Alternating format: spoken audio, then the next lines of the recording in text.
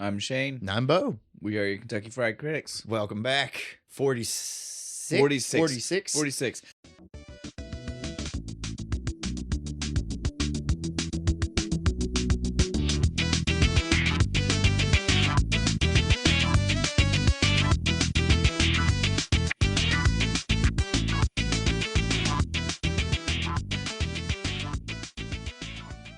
I'm telling you, we do. We just need a poster with it and just count down and tear it off each episode. Yeah, let's go to Kinko's or wherever you can do that just now. Print up a bunch of them. Hey, can you print us off a rip-off calendar? We're getting closer to 50, the big one. The big one. At this point, again, you guys already figured this out. We've been and we're not going to try to talk about what episode was before or not, because we get lost in the backstage bullshit. We can't keep track. But you guys can obviously tell at this point that we are definitely recording these before when they're releasing by a good point now. And we're trying to get that even further back. And you do know we are also getting ready for this contest. We have released the first poll to vote see what movie we should be talking about on our 50th anniversary special episode.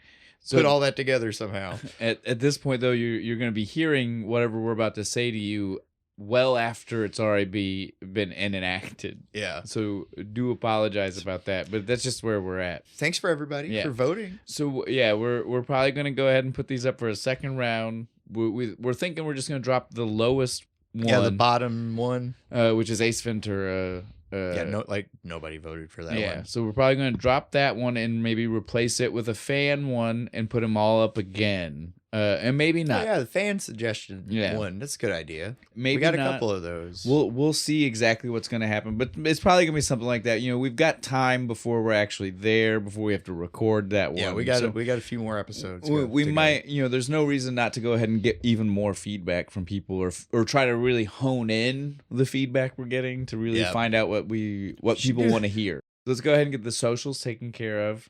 You guys know how this works. We'll do the first 3 are just the meta apps, the easy ones. That's going to biggest ones, right? They're definitely for our age group, it's definitely the most used as well. You know what I mean? Like most newer social media apps are probably going to be younger kids focused, and it's just a nature of the beast. Like those are the ones that were big as we were coming up in it. So it's just like what our head sees is what we should make use. Me feel old. I said we. I didn't say you. I could have been that way. I mean, you're younger than me, but I'm definitely more tech savvy, so I still could have tried. I still could have tried. You get to feel younger than me because I feel like a 90-year-old man when I look at a computer. Yeah, at least when we talk about the tech part, for sure. Do I click the button? Before we forget, that's going to be Kentucky Fried Critics, all lowercase, no spacing, no hyphens, no anything special. You know the drill. Those are for the meta apps, like I said, Facebook, Instagram, Threads. I have posted once or twice on Threads.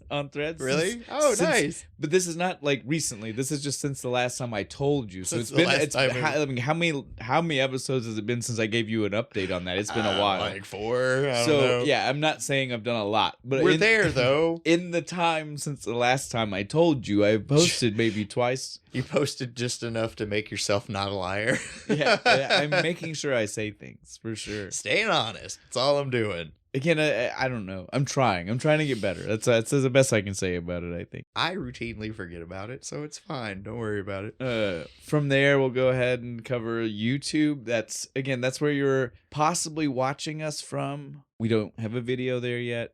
We're still trying to work on that. It's all we're doing audio. More and more, though. Yeah, we're working. Well, it's not just audio now. I've got pictures. Yeah, we've got pictures, and animated GIFs, animated little things dancing and stuff. And I make them different for every episode. We're trying really hard here not having video. Yeah, I'm trying to make sure that if you do decide to watch us on YouTube, even if you're not looking at the screen, it's at least still a little bit better for you the couple of times you glance at it, right? Yeah. Like I've been told we are great for cleaning houses.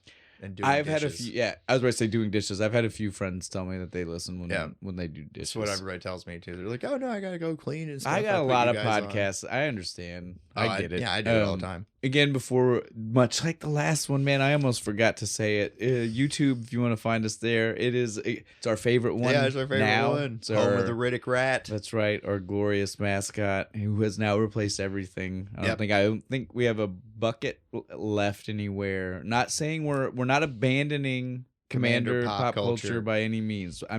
He has administrative duties to tend to. He's moved over command to Riddick Rat. Just making the point that for right now, Riddick Rat has taken over. Because it's fan made. Yes, I love that. It's great. You're going to find us at YouTube at youtube.com/@KFCRiddicks. Nice. Go ahead and move Give off us a of like, follow, subscribe, all that good stuff. Share it to people. Share it. You know, those social words. Just go online and crow.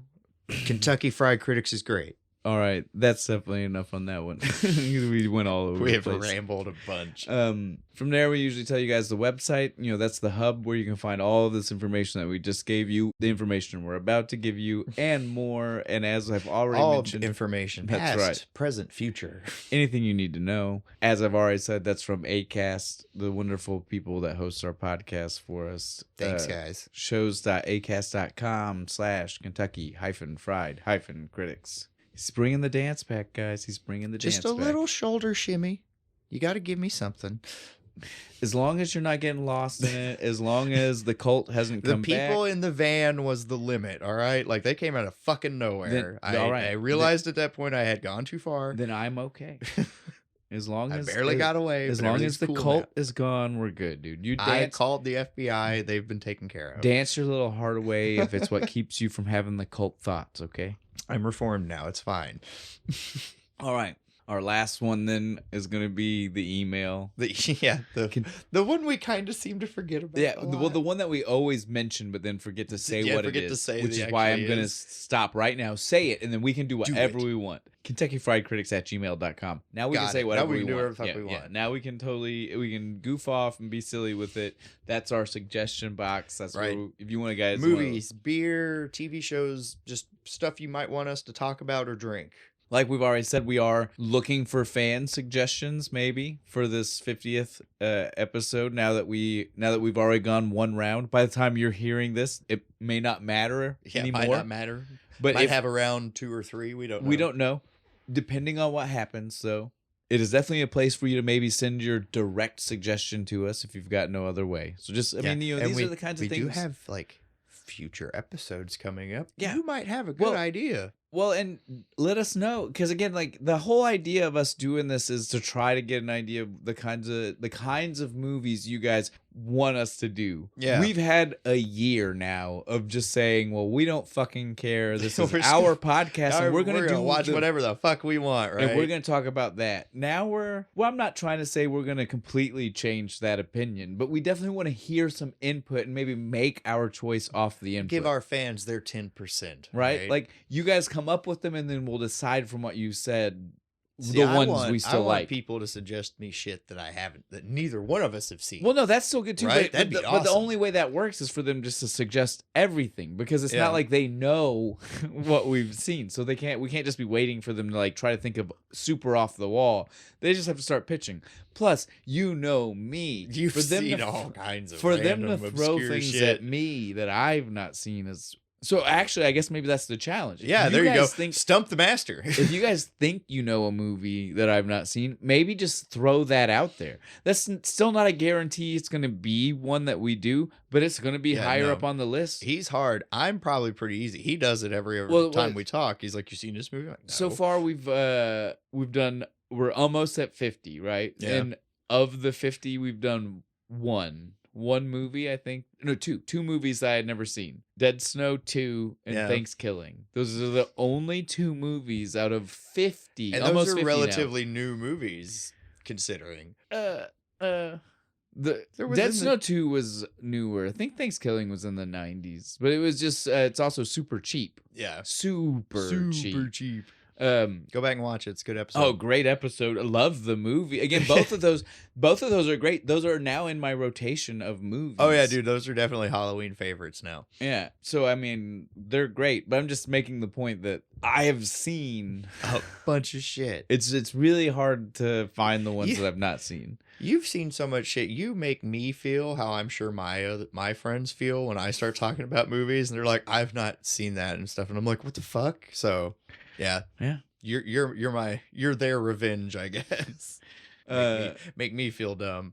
So yeah, maybe guys, again, like let's have fun with this. Maybe I'll make the social media post about like let's see if people can stump Shane. Like, stump Shane. Find a movie this guy hasn't fucking seen. It's not actually that hard. Like, but you are probably It's gonna be harder than you fucking think. You're probably I pitching. guarantee it. You're probably pitching to me some pretty independent movies, and that's not even to say you're gonna win by doing that. I used to have a big chunk of time where I watched a lot of independent movies too. All right, so that's definitely all of the socials. That wraps that up for us. So we can get into first things first, the beer, and then I'll make an apology, and then we'll do the movie. Okay, I will describe the beer. You apologize, then we'll get into that. The sounds movie. good. All right. We are doing Abita's Alpha Gator Imperial IPA. All right, now the apology. We understand this is a gator. Yeah, Alpha Gator. We did indeed choose a movie that is about a crocodile. Okay, we didn't know that. We are. That's a small detail I doubt anybody remembers. Well, we are Kentucky boys. Yeah, we don't. And to us, they're the same animal. Yeah, right. I would say to 80% of the United States. Yeah, unless you're from like Florida or something. Right. And if it's 80% of the United States, then it's like 95% of the world that doesn't really know the difference. And if you feel the need to tell me. Yeah, sure. But yeah, by all means, we definitely messed this up. The immediate connection though, as soon as we saw it. But as soon as here's the thing.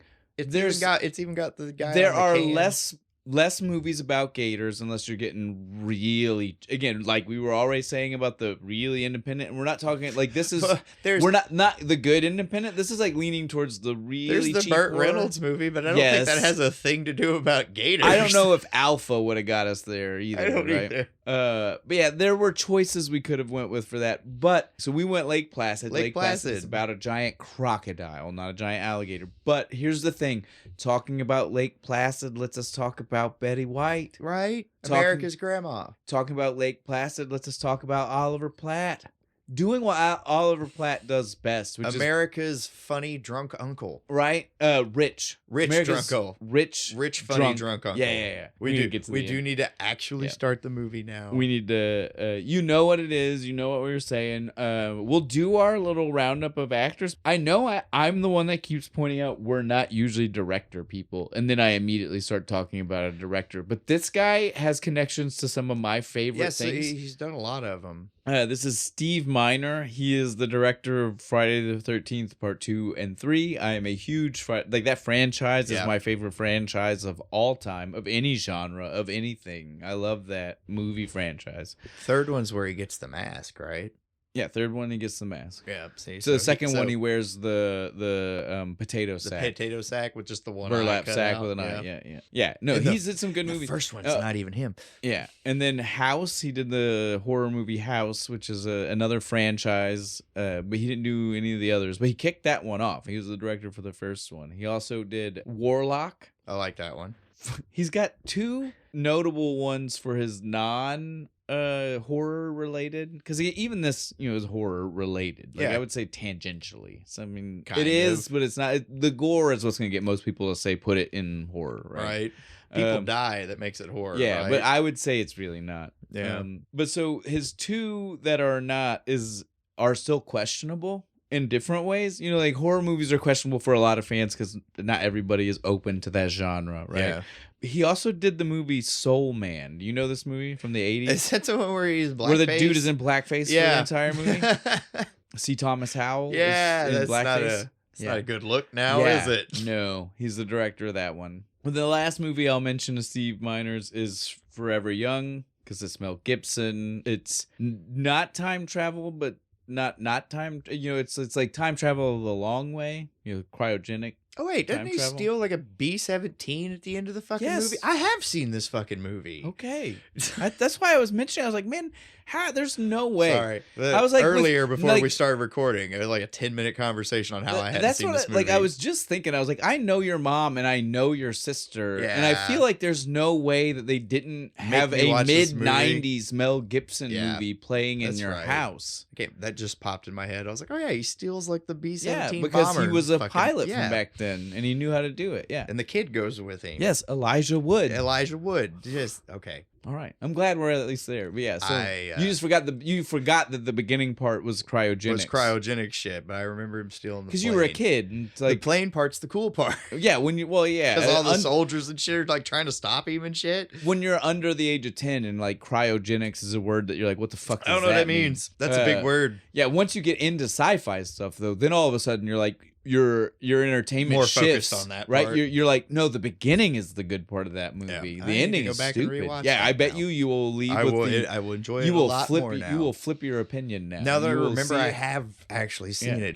Go Steve Miner. I like that. Yeah, I remember that shit and liked it. Now you understand exactly why I felt the need to. Again, like normally we aren't really director people, but those like he's directed things, and the horror ones give us again a precedence for why he is directing this one, right? Like obviously there are, even though I wouldn't necessarily say this is horror, and I'm sure there are tons of you out there that would argue with me about saying that. Tense. I just don't feel that way. It's a tense movie. It's suspense, but there's lots of comedy in this movie. This is like way beyond a normal horror movie. This is like Jaws, but we're not taking it seriously. Or even from the same ish time era, Anaconda. Right? Does this not feel like it's like this? Just feels like a weird like pseudo sequel. Oliver Platt's character is kind of like Tim Curry in that movie. Is like so it's exactly the same. It is like a pseudo sequel ish. Congo vibe, with the monkeys and shit. All of these came out with the same kind of vibe to them. For sure. They totally did. Isn't there a movie like the Lake Placid versus Anaconda? Yes, there is. Awesome. There is. I'm gonna have to watch that now. So that's the director. I think we're good there. We can definitely move on. So real quick, we'll hit the actors. We're not hitting everybody. It's a small cast to start with. I'm just going to tell you. List it. Who they are and who they play, so that way once we start hitting character names, you know who we're talking about. I'm going to sit here silently. Right. So we got Bridget Fonda playing Kelly Scott. She is our paleontologist, despite the fact that other than the beginning when they say that, everything else about her makes her feel like she is doing modern day reptilian research.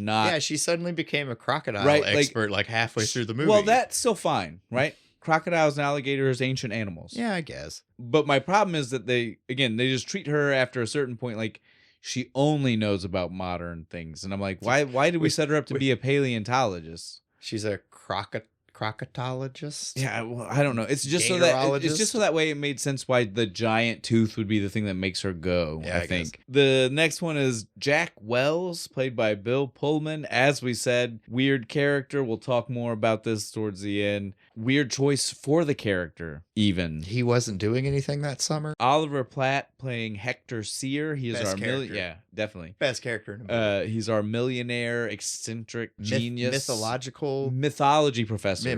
Professor. He studies myths and legends. Yeah, strangely enough, with a focus on crocodile worship. And then a younger Brendan Gleeson than you're probably used to seeing, because he's done mainly a lot of things in his older Mad Eye Moody. In Bruges, it's got Colin Farrell in it and shit. I love that fucking movie. So this is really this is 99, so this is like 99. Yeah, I think so. This is relatively for him. This is before he did Harry Potter. Yeah, for him, this is like a young. He looks. He's all baby face and for stuff, him, right? For him, yeah. I'm sure he's done shit before it, but I can't think of it. Yeah, no. For me, this is definitely one of the first times I've seen. Gangs in New York, was that like 98? I don't know. He's the guy. It might have been 2000. Was it? Yeah, it might have been the opposite way. I'm not sure. I like that movie. Let's get back on track. We keep saying this. I know. My fault. I do too. It's not just you. I'll say stuff. This is the problem with being like movie dudes. Like, it's hard. That guy. This movie. Betty White, of course, playing the best version of a Betty White character ever, because she gets to be both of them. Yeah, she gets to be the Golden Sweet Girls, grandma, dumb, airheaded old lady that you think of. And then she also foul-mouthed fucking sailor. She also gets to be who she is in real life, which was a foul-mouthed sailor who told dirty stand-up. Yep. Oh, that's great. Which is beautiful. She has the best lines in this fucking movie. Some of the Not best enough ones. of her. We needed more of her. After her, though, there's nobody really... I'm trying to make sure I say this the right way. There are no other characters who are big. There is definitely at least one other big actress actress playing the smallest of parts. It's the deputy chick, isn't it? It's the SVU. Yeah. Mariska Hargitay. Oh, that's where I've fucking seen her before. The whole time I'm like, I know you. No, she's not the deputy. This Mariska Hargitay. Sorry, I just realized what you were saying. Oh. I thought you were saying where she's from because she's from SVU. No, Mariska Hargitay is the girl that her boss cheated on. Oh, her that with. chick in the beginning? That is the SVU chick. I didn't recognize her. Who's the deputy chick? I have seen that bitch in something. But no, else. the chick who has definitely been on 25 years of television now was the one who was in 5 minutes of screen time. It's like a 30-second scene, right?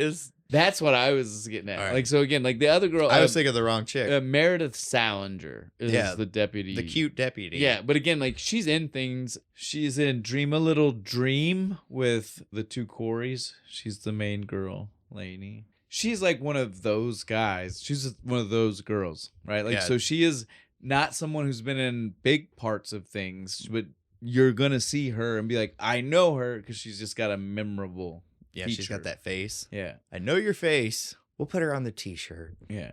We'll cut out her silhouette. But so on that note, though, we can just get into the movie because, like we said, that's a small, tight cast. That's all there is. That's important. I mean, that's it. You know me. We gotta start with the intro music.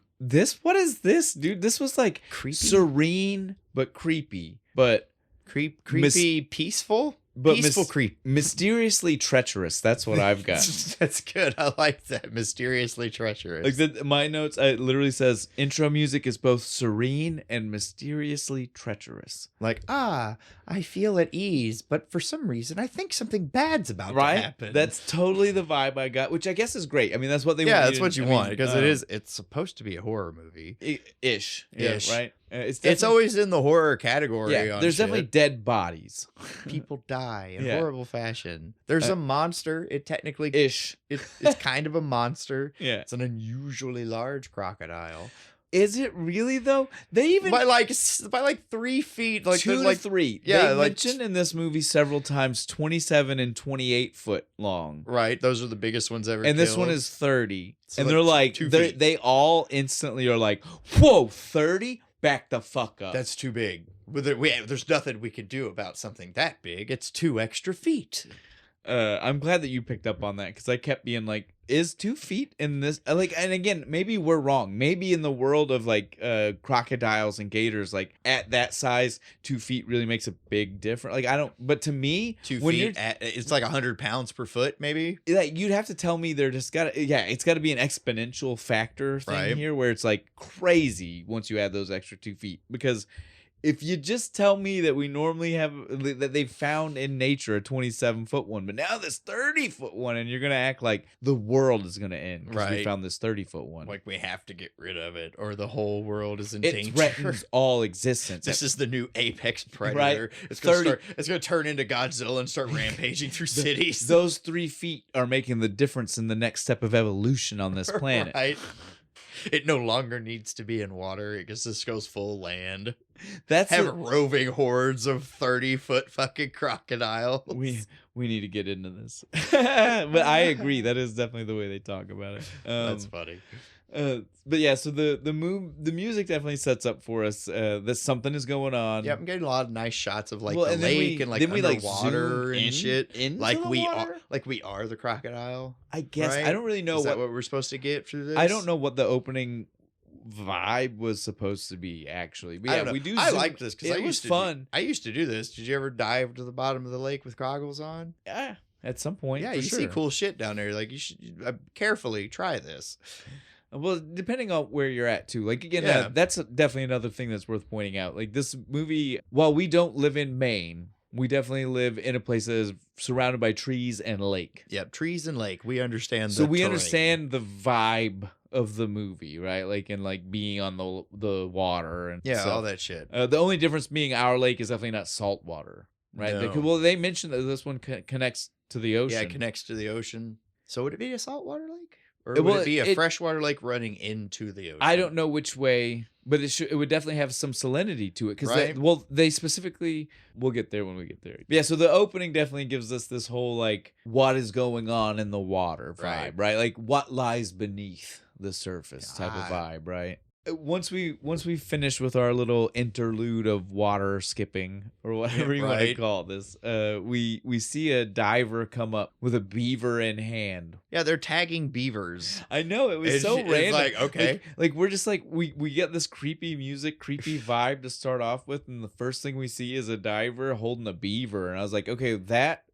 I understand that they're wanting to surprise us with whatever we're really going to get into, but after the slightly treacherous music, right, the beaver was almost laughable. But no, this is our intro to Brendan Gleeson, Sheriff Hank. I'm calling him Hank. I can't pronounce that last fucking name. I didn't even bother, dude. Right, Hank. It's some weird Welsh fucking. For the last beginning name. of my notes, it was just Sheriff. I didn't even have Hank until like halfway through the movie. Because the first time I hear it is like they later play in the him fucking off movie. in the beginning, like you're not going to see that much of him. Right? Tell me this character. He just seems like a dumb guy who's doing the cold open with this diver. Yep, he's just on the boat. He's eating Twinkies. Hell, if you were to ask me goes which off person to do his was job. like when the movie first starts, if you were to ask me This which was character, gonna be just a cameo, right? Well, and if you were to ask me which character would survive the movie, I would have told you the diver was making it out of the water. You know what I mean? Like when you first see the open, like in Jaws, where he goes, he's underwater. When you first see this open, you're just like, the sheriff is a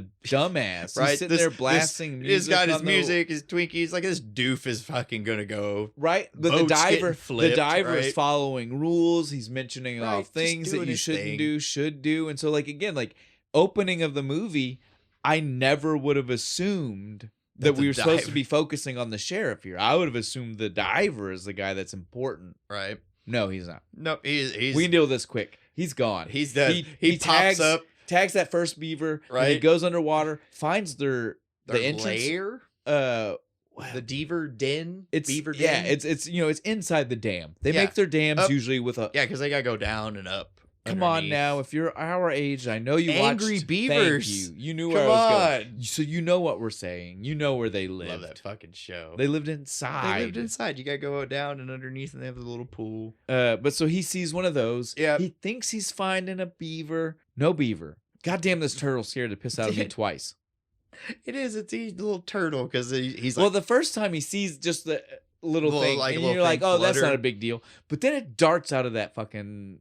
Right, just beaver jumps out of the thing. fucking hole, and I was like, "Holy shit!" out of him. I was like, "What is that?" And so, as soon as that happens, so for a second, you're like, "Oh, okay, everything's all right." That's fine. There was nothing actually in the water because that's how scary movies sometimes do. Yeah, right? It's like, they make you think the false jump scare. Yeah, they make you think the bad guy's here, but he's not even. It's not even time for the first kill yet. That's 10 minutes from now, right? Nope. Fuck that. No, he gets grabbed as soon as yanked out of the beaver dam thing. As soon as you thought he was safe, as soon as the turtle is out of sight and he's calming down, right? Done. He's donezo. He yanked, and then it goes to the dude on the Hank. Goes to Hank on the boat, proving my point about another Twinkie. How little I thought Hank was actually going to be important to the movie, right? Like because the diver comes up the first time and Hank doesn't even know, right? Nope, like he flips, he doesn't hear the splashing of the water. He's literally looking in a different direction. It's not until the second time up where the diver actually screams. And then Hank's like, huh? And he is so slow to react to He does. that. He literally does a huh. Like, And he's what's like, that? oh, goodness. Oh, no, there's somebody over there. Me, oh, my. Then the crocodile actually helps out here a little bit. He grabs hold of the diver and drags him towards the boat, luckily, right? Makes his work a little easier. Well, it does. Totally helps out. Just pulls him toward the boat, and Hank's pulling him in the boat and stuff, and he's yanking, and pulls up half a dude. Half a body. Like, literally half a dude. Guts hanging and stuff. And he tries to say something. Did he actually get anything out? I don't think he did, but he just kind of dies. Dies right there. Hank handles this like a champ. Blank face, just stone. I would have been flipping the fuck out. Well, and the last thing I want to point out before we move away from this is all of it masterfully done to David Cassidy. Yeah, because the radio is still playing in the background. The whole time. The whole fucking time. He'd be underwater, you wouldn't hear the music. They'd come up top, and it's you'd hear it. Sweet David Cassidy. Loved it. Kind of makes it a little creepier, too. It does. I love it. With the like 60s pop music and shit going on in the background. It was so good. But yeah, so that was our first victim that we see. That's the cold open right there. It's like, oh shit, there's something that killed this guy in the water. And now we switch to New York? to a different part of fucking map that we don't even know. Right? We just go over to we New don't York. have any reason to be here. None. Like I said, this part of the movie doesn't even need to exist. No, because all this is like chick is standing there and a dude comes up like, hey, I need to talk to you. Well, and again, you can barely tell that she's at work. Yeah. You certainly can't tell he's her boss until later when you might be able to glean that she's a paleontologist from the Tyrannosaurus skeleton. Other than that, you're like, oh, she works at a museum. She could just work at a museum. Yeah. Oh, she's the receptionist. Curator. She checks people in. She could have been anything. Ticket taker. Do you have to pay to go to the museum? It's been a long time. But so again, though, our real point just being that this lady could have had any of your jobs. Job at a museum. Like, there's no way we could have known she was a paleontologist. And then the guy takes her back, broke up with her. We don't even get to see the breakup. No, it just cuts to her like hyperventilating. Right, and then Mariska Hargitay walking in. See, I've got her character name. Not that it matters because she's here for 30 seconds. Myra. Yeah, she's here for 30 seconds. She comes in, kind of mocks the girl for breathing wrong. Right. Yeah, you're doing Lamaze breathing. You need to like deep breaths. And then Kelly says, "Sorry, dude, just broke up with me, having a hard time." And Myra says, "Yeah, oh, I know. Kind of had inside information on that." It's like, you fucking bitch. Kelly is then like, "So wait, it's you?" Right. And then she says, "It was before you got here." And I was like, I don't know anything about this relationship because the movie didn't help me understand. No, so were they dating and then Kelly shows up and he was cheating with her on... No, because I think I think he has a family and he's cheating on someone else just to make it even with worse. These two. Yeah, probably. That's how I read it completely.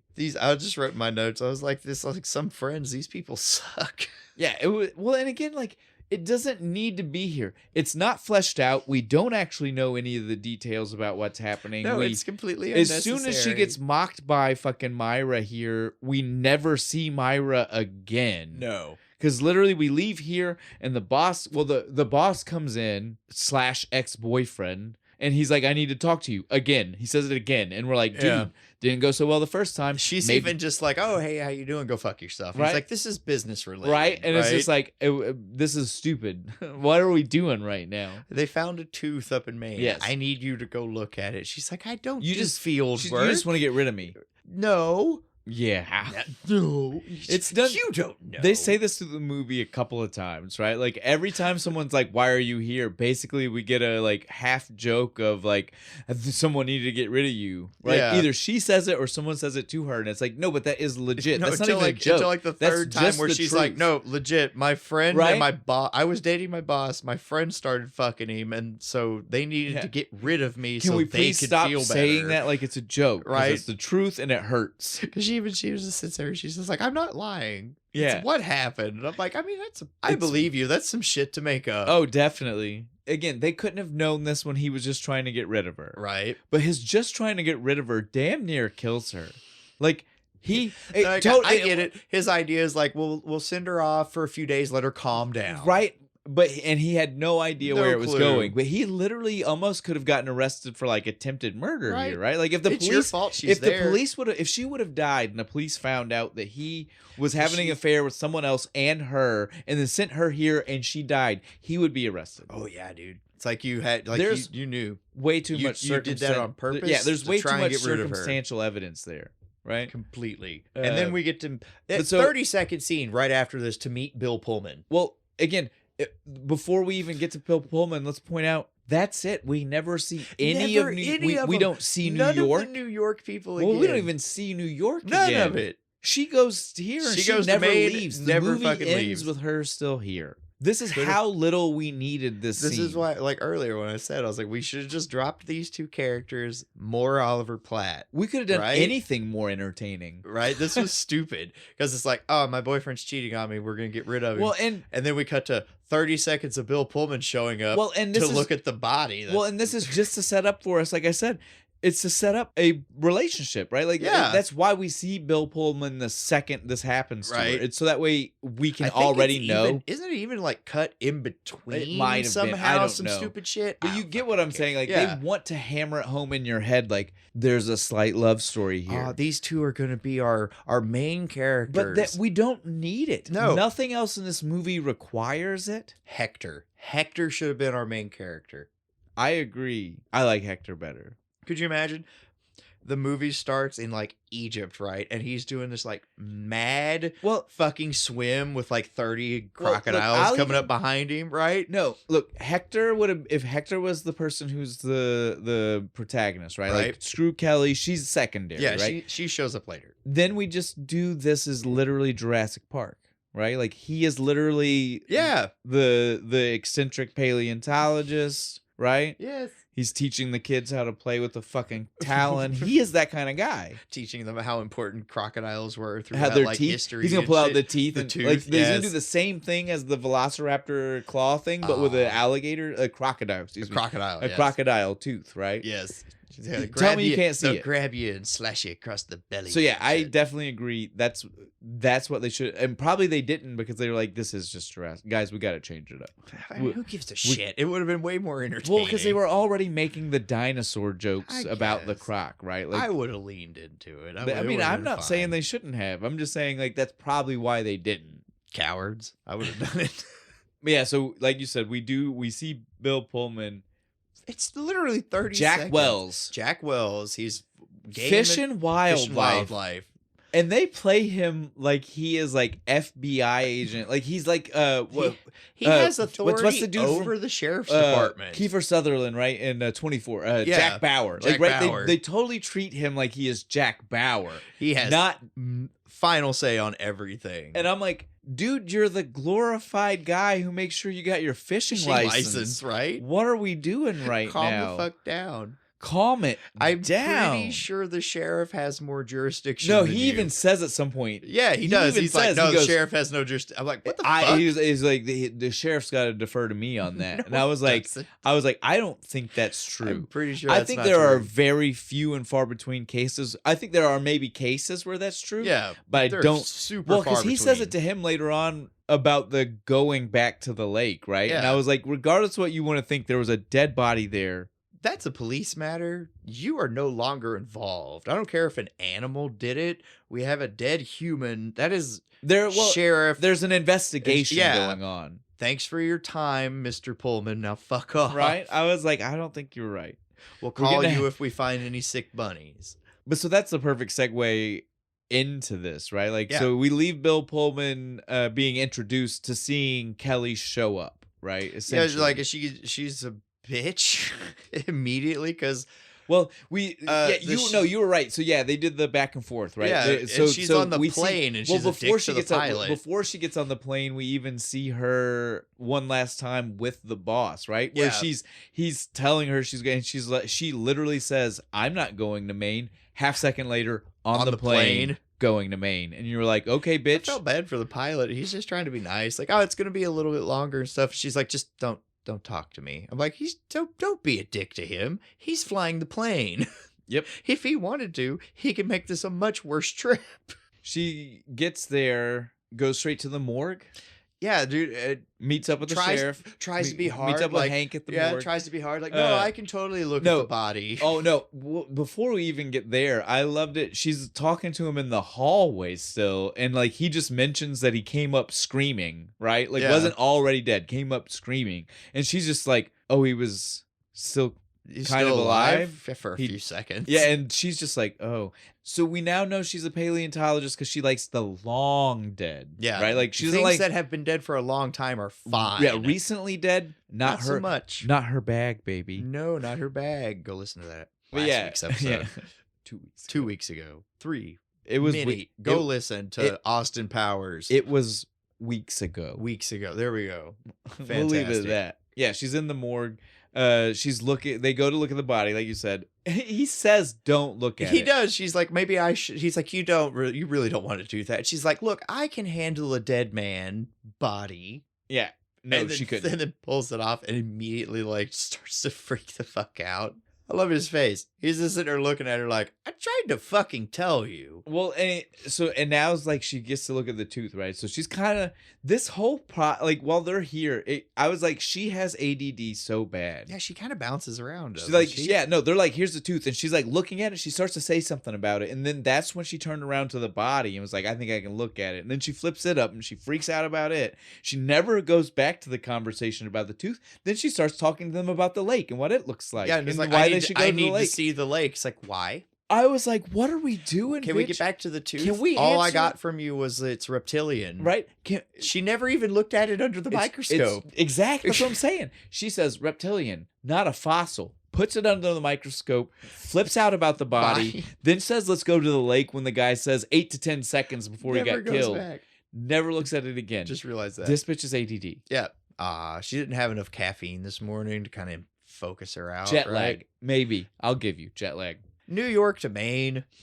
Okay, maybe not jet lag. Maybe not. I was like, that's like a 2-hour plane ride. I'm trying to help her out because this is insane, dude. Like, she can't focus on anything. Is so flabbergasted by having to go outside of New York because she has a thing and about then we find literally everything. Well, then we find out it's not even just outside of New York. It's that she has to go outside because this bitch can't handle being outside. She has a thing about everything. They Mosquitoes, leave worms, like we said, ticks. They leave the morgue to go outside, and this bitch instantly looks at the sheriff and said, "Do you think we're gonna need backup?" He looks at her like, "Did this bitch just tell me backup? Do we need backup to go out to the lake? Woods? Don't get me wrong. Later on, later on, I get it, but they don't know that yet. We know that." She right. Probably should have. Like, we should have rolled out. But right now, this guy is just like, look, y'all don't even have a clear. You couldn't answer questions for me. We're just gonna drive down to the lake. Why the fuck would we need backup? Like, and personally, I think he's taking too much shit because they're like loading up the truck. He's got all kinds of shit. And this I'm like, when she gets going to go see the lake. first time. Right, the fucking yeet cannon. I got. It's a lightweight forward area air device unit. The fuck? I don't know, but I even had the reason I went back to write that all out is because I was like, oh, is it at least an acronym? An area denial weapon? Well, I was like, is it an acronym? An acronym stands for not. something. Nope. Those letters don't make an acronym, and that for doesn't anything. mean anything. And so I was like, holy shit. So I can't even like say it simpler. Can't just say grenade All launcher? we can tell you guys is big gun. I don't even know if those are grenades. Like later on we see an explosion, but I think they're just like a giant bullet. I think they're just explosive rounds. I don't think it's supposed to be a grenade, right? Yeah. Like incendiary. They're incendiary there rounds. I don't think it's a grenade Giant per se. dragon's Well, because breath look at it. fucking It looked around. like all metal casing, right? Yeah. So like less like a grenade and more like a real bullet is what it looked like. It looked like Bullet Bill, but Yeah. real brass, right? You took 3 elephant gun bullets and smashed them together into one big one. Again, we're not gun people, so I don't know. We don't know. Maybe this is a real gun. Maybe we're mocking this like this is a movie going silly and this is real. It's actually a flare gun or something like that. Well, I'm just telling you right now, like if it's real for anything, I wouldn't have believed you. Like no. it totally looks like they made a prop for this movie, Right. Because they were like, we need something that's big and scary, right. Shoots a big ass bullet. And so he loads it up. Again, right now, this is supposed to be when they don't need backup. Yeah, they don't know it's even a fucking crocodile yet. No wonder she was. Well, actually, she says the backup line before he shows that gun off. Was that his way of answering? I think we don't so. need backup. He's just like, we don't need it. I got this. my big ass cannon here. I've got the BFG 2000 because the 9000 is plasma rounds. This thing's still a bullet. Yeah, it's still 2000. It's a BFG that's 2000. Fair. That's fair. Previous iteration of the 2001, right? Like all the commercials used to say. It's the BFG 2001. When he pulls that gun out and he puts it up, though, before they leave, she has the nerve to be like, well, why are you bringing that? And I will say, I will agree, we just made fun of the fact that he did say we don't need backup, but had the gun. But I'm not questioning the fact that he has the gun. He just saw a man get eaten. Yeah, he straight in half. I saw a in dude 8 get to bitten 10 in seconds. half, right? It was super quick. She saw the aftermath of that. She shouldn't have questioned it. No, there should have been no Whatever question. the fuck bit that guy in half, yes, that is the gun. I want for you to it. have that. I want you to have that Have with that you. at all times. Safety off. Can you buy 6 more before we leave? Can I have one? You got another one. I had such a problem with her wanting to have an issue with it because I was like, no, this bitch would have come from New York and been like, you need more of those. I don't want to touch them, but you need more of those. You need more of those. That thing's going to kill us. They bit a man in half. And then once they get out to the lake before they really start getting on the water, right? She starts going nuts with the goddamn Raid can or whatever it is. Because there's a mosquito flew around her, and she just pulls it out and just starts. I have such an issue with this because this movie came out after Jurassic Park, right? What's the one thing we all know about paleontologists after Jurassic Park came out? Mosquitoes are their goddamn bread and butter. You need that so you can get the DNA to make the dinosaurs. Every paleontologist loves mosquitoes. Sorry. The dinosaurs. Yeah. So every paleontologist loves a goddamn mosquito. You gotta have them. I know this. They're looking for it buried in amber. They capture them and roll them in sap. Right? On purpose. Yeah.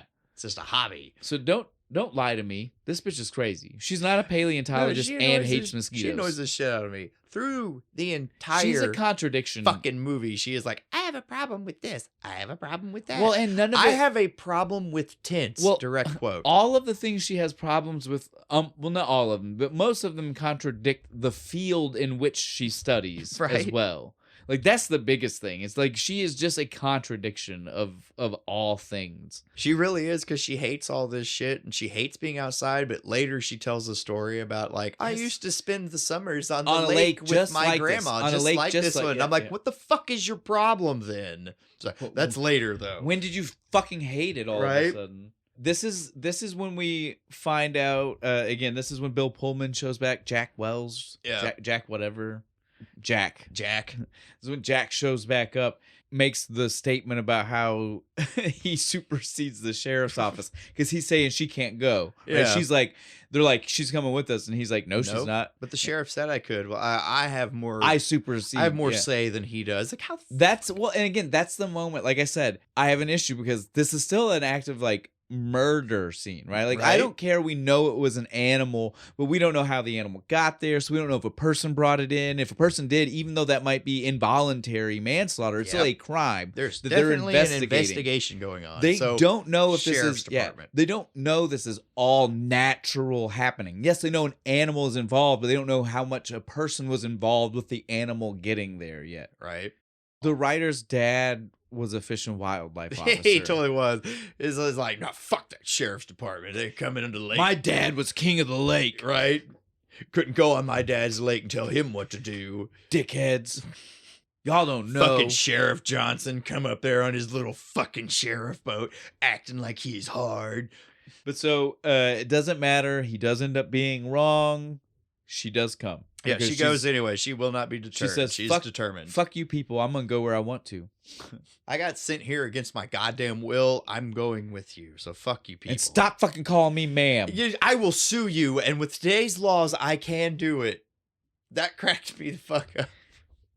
Now, fucking sheriff just pops in, just like, she's very rude and clever. I understand. Yeah, I understand most of the thing in the movie. She's right. Like, they were totally talking down to her. They totally watched the chick's ass here in a minute. All of that is true, right? The very first time, though, I don't want to defend him. I hate the character of Jack. Has no place here. Yeah. But I will say, the very first time he calls her ma'am, nobody had told him her name yet.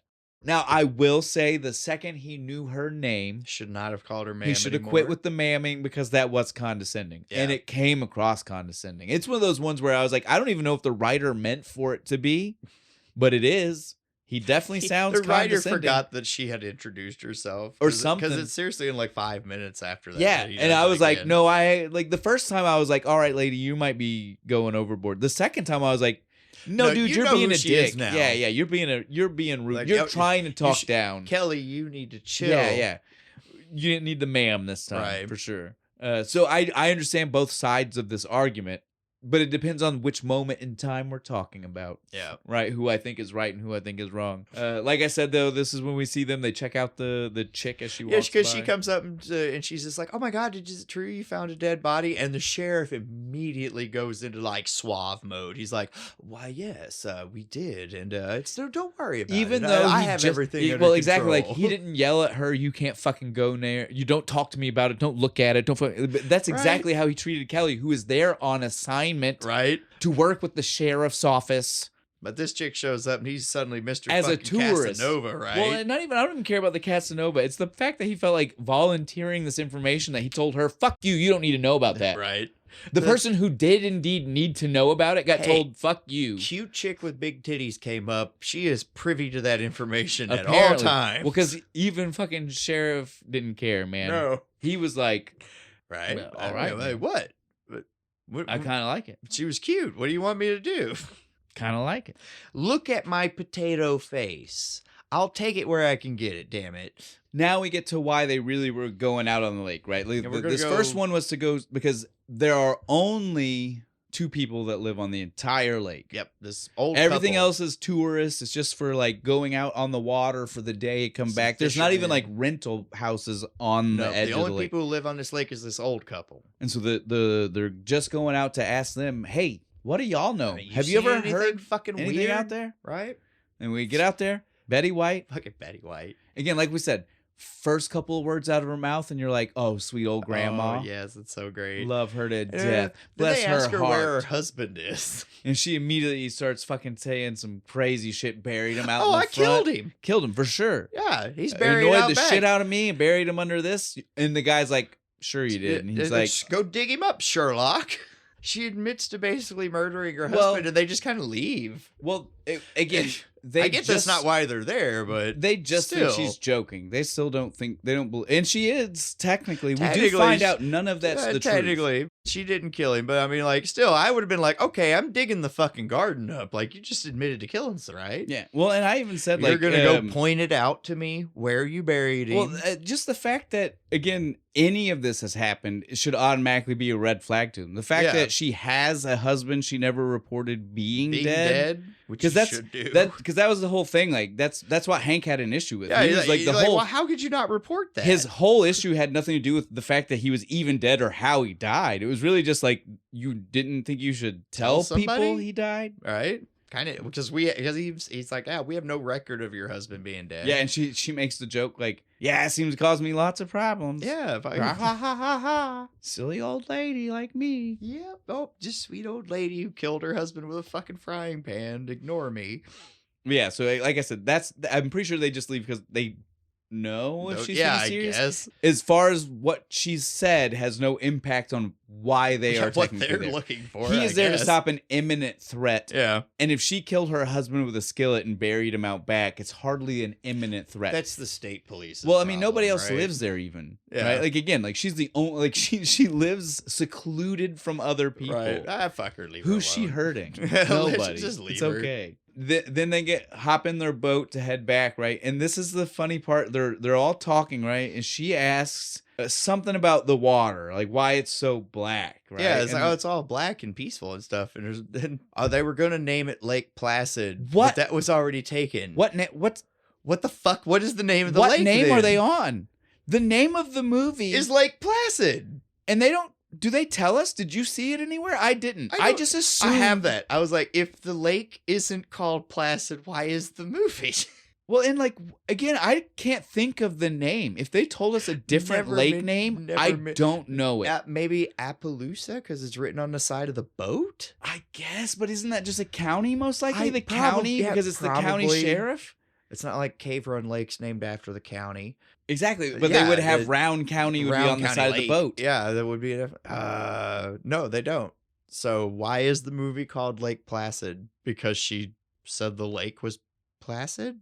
And it's not that calm. We've got really calmer water on some lakes They really here, is like, oh, the lake is so calm. And it's she says it later on at night when she's and it's looking all at fucking wavy. I was like, dude, no, I've seen places where it looks like you're looking at a piece of glass on the water. Yeah, sometimes I'm like, they're so fucking dumb if they think that that's a fucking calm water. You can go to Cave Run Lake like super early in the morning before people start putting their boats in and shit. It's like a sheet of glass. Yeah, so she asked, but here's the real answer for those people that don't know. Black water has nothing to do with calmness of the water or whatever the fuck they're saying. It's deepness. Yeah. Deepness will make the water look black. Lake. Black water has nothing to do with whatever the fuck these people were saying. How calm it is. I mean, we here and have... it's not even dark yet. It's like middle of the fucking day. We literally here have a body of water that's called black water. And it's called that because it's so deep, it looks black. That's how I know these people are stupid. Yep.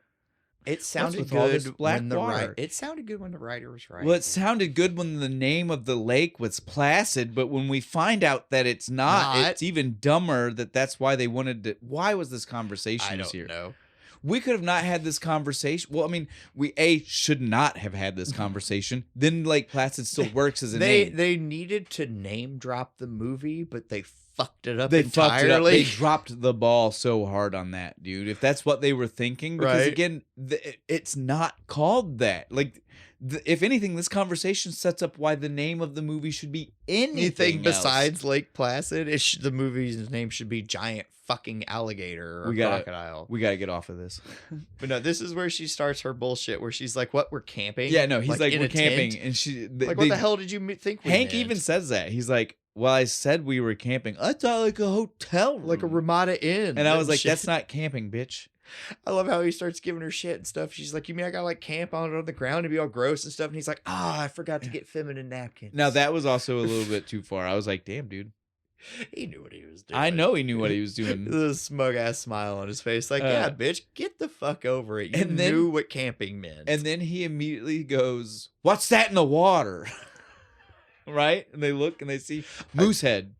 What did they fucking think it was at first? It's like one. No, she thought it was branches. It's like branches and shit. It's like fuck. Okay, well, in all fairness, all you could see from the distance, kind of the antlers. So yeah, it would look like a tree branch. He pulls it up and throws it in there, and she starts accusing him of throwing it at her. And slaps the shit out of it. I was like, bitch, he threw that in the boat. In the boat. It was not at you. And again, you want that not in the water, right? So say what you want. The man was doing his goddamn job. Right. I just wrote it here. I was like, oh, she's a slapper. Yeah. She's like 3 times. Now, this is where the other ma'am gets dropped. I'm on her side. You know her name by this point. You've dealt with her long enough. Call her by her name. Call her Don't be name fucking by this rude. Yeah, that's true. This is also the point where Jack makes the announcement to the sheriff, "You need to call all your deputies. How many deputies do you have?" And call them all. Then we just cut over to like camp, where all the deputies are. Right? Do we? That county is paying for overtime for every deputy.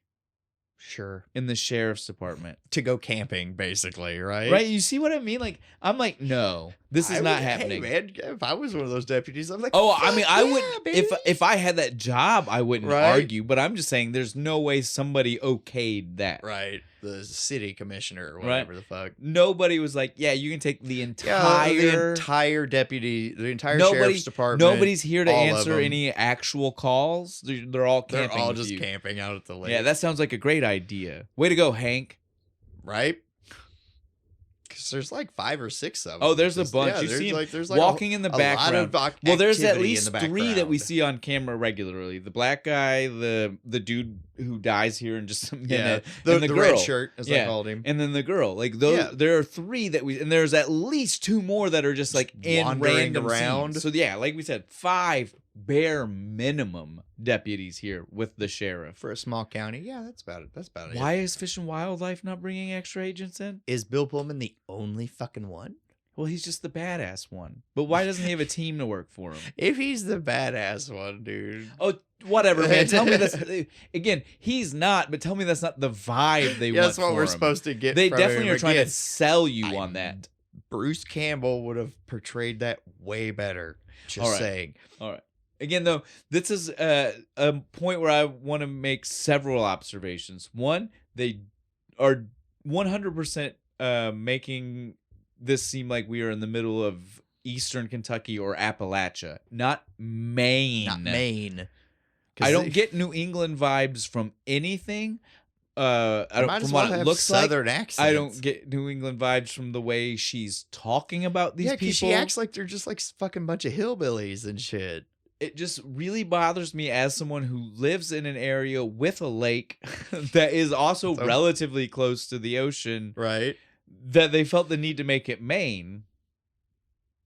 but make all these weird hillbilly jokes, like they don't wash the deliverance shit. She asked the chick. She's like, so is like deliverance real? These other guys are gonna be like super horny, like deliverance and shit. And I was like, Bill Pullman like hears her. Well, and again, I'm like, that's like 7 states away from where you're at. Like you're not even getting Georgia close to this. That movie. Yeah, like you're so far off. Bothered me a little bit. They got the North and the South confused somehow. I don't really know what they were going for. Because I think Maine, like lobster fishermen and shit. Yes. Bisque. But this is like the first time where he makes the joke like, yo, you got punished, right? That's why you're here. You got no reason to be here. You don't like it There's here. No you hate reason this for place. You to be here. He just like goes into he tears it, into her for it.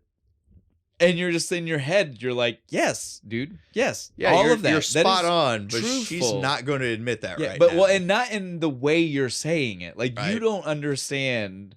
You're making it sound like she does her job bad, and that's the punishment. If more of it's she just doesn't. She was a victim of circumstance. Yeah. She got cheated on, and because her boss was the one. And a dick about it. He got to punish her by saying, "Go away from me." Go away for a while. So it hurtful that's the way the guy keeps coming at her. Yeah, it's like calm the fuck down. But like in the middle of their little argument, the helicopter shows up. The most badass helicopter ever. It's got like the fucking the crocodile alligator print in the floaties. I just want to point out right now, he has someone flying him in on the helicopter. He does. Right? Someone else is piloting the helicopter. Where'd that guy go? He disappears. He's not eaten. He's not one of the victims. He just disappears. But later on, Oliver Platt's flying the helicopter. Where'd the other guy go? Why didn't he fly himself in? Fly himself in, right? One less employee to pay for. That guy had to just get out and walk. The road's that way. Maybe he's the only one that was sensible enough to run when they saw the damage that this 30-foot croc was causing. He's like, no, I smell what's about to happen. I'm out of here. Fuck this. You're going to fly it yourself. So yeah, as the helicopter's flying in, though, our girl Kelly just looks up and she goes, it can't be. It's not. God. It is. She doesn't even give people time to acknowledge the words that are coming out of her mouth. It can't be. It is. Fuck, it's him. Hector Sear.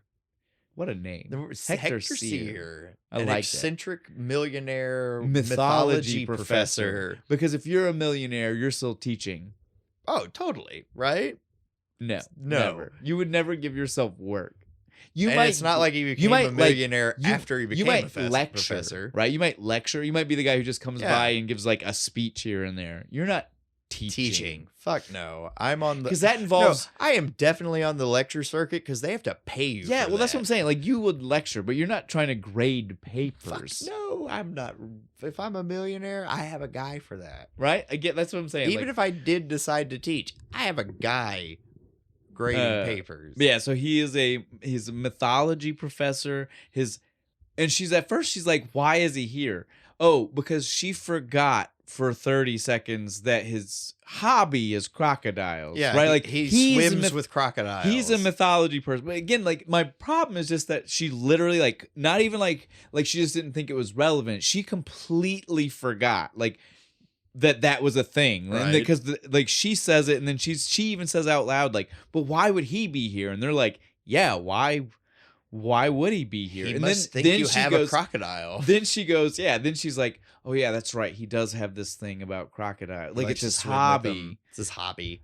And I was like, bitch, how did you forget that for 30 seconds? He's worked with the museum a few times. He's weird. He's fucking weird. You know? Well, and then he lands and it proceeds to tell us they've slept together. Do you think that's true? I think it is. The way she fucking reacted. She's like, no. I can't tell. I love I love him though. He's just like, I'm so bad. They always forget. Right? Well, and he is a ladies' man. Yeah, he is. He does surprisingly well. He does. He charms the cute cop chick here. He even makes fun of fucking Hector, right? like for the first I feel 20 minutes, I feel like a friend would tell you you're fat. For the first 20 minutes he sees Hector, he constantly calls him Hector and Hank are like at each other's throat, right? Like, but in a fun kind of way. Oh yeah, but they are definitely at each other's throat. Like it evolves into a friendship, right? But in the beginning, he is even saying things like "you are fat," and literally Oliver Platt and him are the same size. Right. These men are not. There's it's no not like Oliver Platt's like in shape. We're talking at best 10-pound difference between these two guys. Five. Right? They're not even 5. It's outrageous for him to be making fat jokes. These two should have an eating contest, right? They're about the same fucking size. But yeah, so from this point on, though, you will affectionately hear me refer to our pals Hector and Hank, because they are in almost every scene together from this point on in the movie. They have a great dynamic. As we said, Hector should have been the protagonist, and Hank would have been the fucking kick-ass sidekick. Straight man, funny man, dude. It would have been fucking great. Well, that's exactly what we get. Yeah, it's totally what we get. It's so good. All right, but yeah, so like we said, our eccentric millionaire, Mr. Hector Sear, shows up. Oliver Platt doing what Oliver Platt does best. He's done this, being a charming asshole. Yeah, he's done this character so many times in so many places with different voices. Even like he can put just a random accent on it and be this exact character. And I'm gonna tell you right now, I've wanted to hang out with every one of them. I know, right? Like again, like he is supposed to be an asshole, but he seems like a dude that I would love to hang out with. As long as you're not the focus of the assholishness, right? Everything else seems great. The parties, he's not directing it directly at you. I could handle it. You want to be one of the deputies, right? One of the ancillary people out in the background just gets to benefit from his coolness. Also, this moment though highlights, like we said, the weird sexistness of Bill Pullman's Jack, right? Because he fought Kelly coming. Yeah, he did. Multiple times. You don't need to Why be are here. you fucking here? Women, well, he didn't say it, but I mean, basically, he's like, women don't need to be out on the lake, right? I got. Then we get the rich man. You'd think a guy like this. 5 seconds. Yeah, maybe you shouldn't. Well, and you'd think his opinion would be the same, right? Yeah. A guy like this, his opinion of this rich man would be the same. Right, this rich asshole just shows up. He doesn't know nothing about this. And he does. He says it one time. For about 5 seconds. But only once. Whereas in Kelly, he fought. He fought her. She was assigned to do this by her job. And he fought her. Oliver Platt just shows up and in 5 seconds he starts barking orders like, I need maps, I need geological surveys and blah and all this shit. He's a rich guy who's showing up on his free time. He's like, this is his hobby. This is what he does for fun. He's a mythology professor. He's not even like a zoologist or anything. And again, like, say what you want about her. She was assigned. It was her boss. Her boss sent her here. He just showed up. Your job is to go do this. She can't just leave. And he was saying, leave. This dude shows up who's here for no reason and 100% should be told to leave. And he's like, you got some fancy cool fucking toys. I like that. Right? You can come along. Guy's got some nice stuff. Maybe we can use him, right? And so then that's what we see. They go back out on the water. In canoes. 2 people each, right? Like, so we see fucking Oliver Platt's not fucking helping paddle at all. He's just got like the sonar thing. Well, he added weight to the boat and is not helping at all. But so it's Kelly and the sheriff, right? Yeah, in one boat, and then Bill Pullman and Oliver and Hector Sear. Hector and Hank. Again, we're at the part where we're going to be saying we're at the part of the movie where we're going to say that a lot because they have so many scenes together. They buddy up here in a minute. This is where it starts because he immediately. I don't know if buddy up is the right word yet. Not buddy up, but like they start ripping each other immediately. They partner up for sure, right? Yeah. Like I mean, they're like that disgruntled partner. Again, Hector just like looks over at him on the other boat. So like, I feel like as like somebody who's not your friend and like a nobody to you, I feel like I could say this, but like you're fat. Again, I said he's just like, what the fuck? Like I said earlier, he is literally 5 to 10 pounds, if that, right? Off of the same weight. It's fat, blubbo. Well, and then while they're on the water, right? This is when we start to get like he's making the crocodile, and he's trying to like further the crocodile. Yeah. And Hank's like, That's insane. We're crocodiles. Crocodiles are only, they don't live in salt water, right? That's what it says. Quick Google search will tell you that that's the exact opposite of true. Yeah. Like crocodiles are more likely to be in salt water, and the big ones are definitely going to be saltwater crocodiles. And so I don't know if the point of this movie was to be educational, to highlight the bad part of the educational system for not telling us these things. Why it is we got to keep highlighting that our man Hank here has no knowledge of crocodiles. He's just a small town sheriff, man. How the hell is he? Yeah, but he keeps spouting it like it's fact. Like every time he says something, he doesn't say "I think." He says Irwin this is true. Told him. Yeah, but he watched a lot of crocodile. Irwin probably has that right, though. I know. He was drunk while he was watching it. He got his shit mixed up. But this is the part, though, he does mention that the water they're in is salty. Yeah. And so, like I was saying, if it's salty water, why are the trees here? Why are the trees under the water? Where is all this fauna coming from? I don't know. Or flora. Sorry, I said that wrong. Where's all this flora coming from? I don't know. It definitely looks like the lake we have here. With like the stumps and shit in the water. And so, I don't know. If it's a saltwater lake, it probably shouldn't have that. I don't think so. Even if it's lightly salty, I feel like the trees should be further from the coastline. Right. I'm not saying they shouldn't be there, but they shouldn't be like these trees are literally like definitely only like certain kinds, right? Like the really hardy plants. These things are literally like a foot and a half from the fucking shoreline, right? Like I mean, these things are right there is almost no shoreline because it's almost straight tree. Right. This is definitely, and maybe I would think wrong. A freshwater lake. Yeah, maybe I'm wrong. Maybe I don't understand. Maybe a low salinity makes it easier for certain types of trees. Like I said, I'm not maybe the best person to know exactly how salty water needs to be for certain types of vegetation, but it seems like it would be an impediment, right? Yeah, it seemed weird to me how lush this lake is. Especially just right up to the water, like fucking trees growing in the water, actually. And now while they're out on the water, they're using the computer and they're like, there's nothing here. Right? It'll show up. Well, he's like, I don't see anything. And I love this is that moment where you can really tell this is a guy who's directed other horror movies. Yeah. Because it's like that moment where he says, oh, I don't know if they're here, but then you switch to the murderer's point of view for a second of watching them. Yeah, exactly. But so normally you'd be seeing him like look in from the window at the crowd saying something dumb like that. Jason's and so this time POV shots. And so this time we get the POV of the croc, like literally like underwater looking up at him as he's like, there's nothing here. And it's like, oh, he's here and he's listening to you as you listen to him. Enjoy this boat flip. Boom. Right? Catapult style. Oh, Kelly went flying like 30 feet, dude. She's gone. If it weren't for the fact that you know she's the main character and most likely walking out of this dead, you would instantly be like, this bitch is gone. If it had been like any of the random deputies, like red shirt style, it's like, that guy's gonna die. Goner for sure. Fuck that dude, hitting that water had to hurt. Dude, she went flying. Well, and let's just say this. God bless the fact that it was their boat and not the one with that computer. I love that computer, and that thing could not have. This is an expensive. This is 1999. That computer, there was nothing waterproof about it. Like, so this was the kind of thing still like a $4,000 computer. Yeah, well, it's the kind of thing that was definitely made to be on a boat, but it's still shocking because how easily it could get killed, get fucked up on that boat. Oh, it's raining. Our equipment's ruined. Oh, that fish just splashed a fucking. A little bit of water. Little drop of water on my screen. Just hit the right spot. It's done for. It's got that permanent dot forever. Yeah, it's definitely that era for sure. So it was kind of crazy. But they are able to save her. They do get her out of the water. It is tense for a moment. Yeah, because all the other fish start like jumping out of the water and stuff, showing like something's fucking coming. Yeah, well, everybody's. I mean, wouldn't you though? I mean, everybody's like, freaking out. Get me the fuck out of here right goddamn now.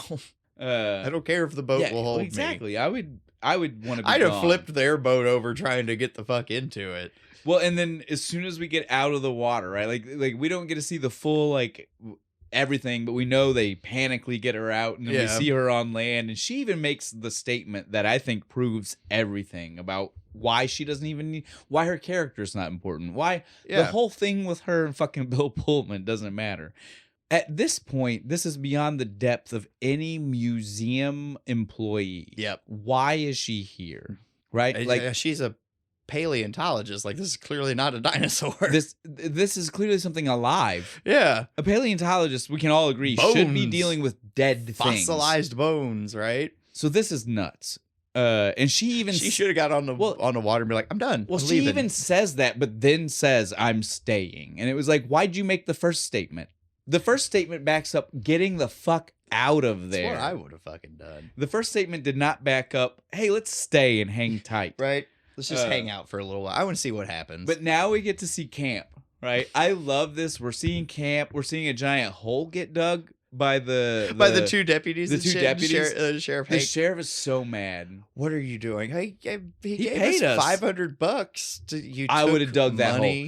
hole. I shove it up your ass. Fuck you, I'd have dug the hole too. Look, $500. I'm going to tell you right yeah. again. They are right now being paid overtime. Yeah.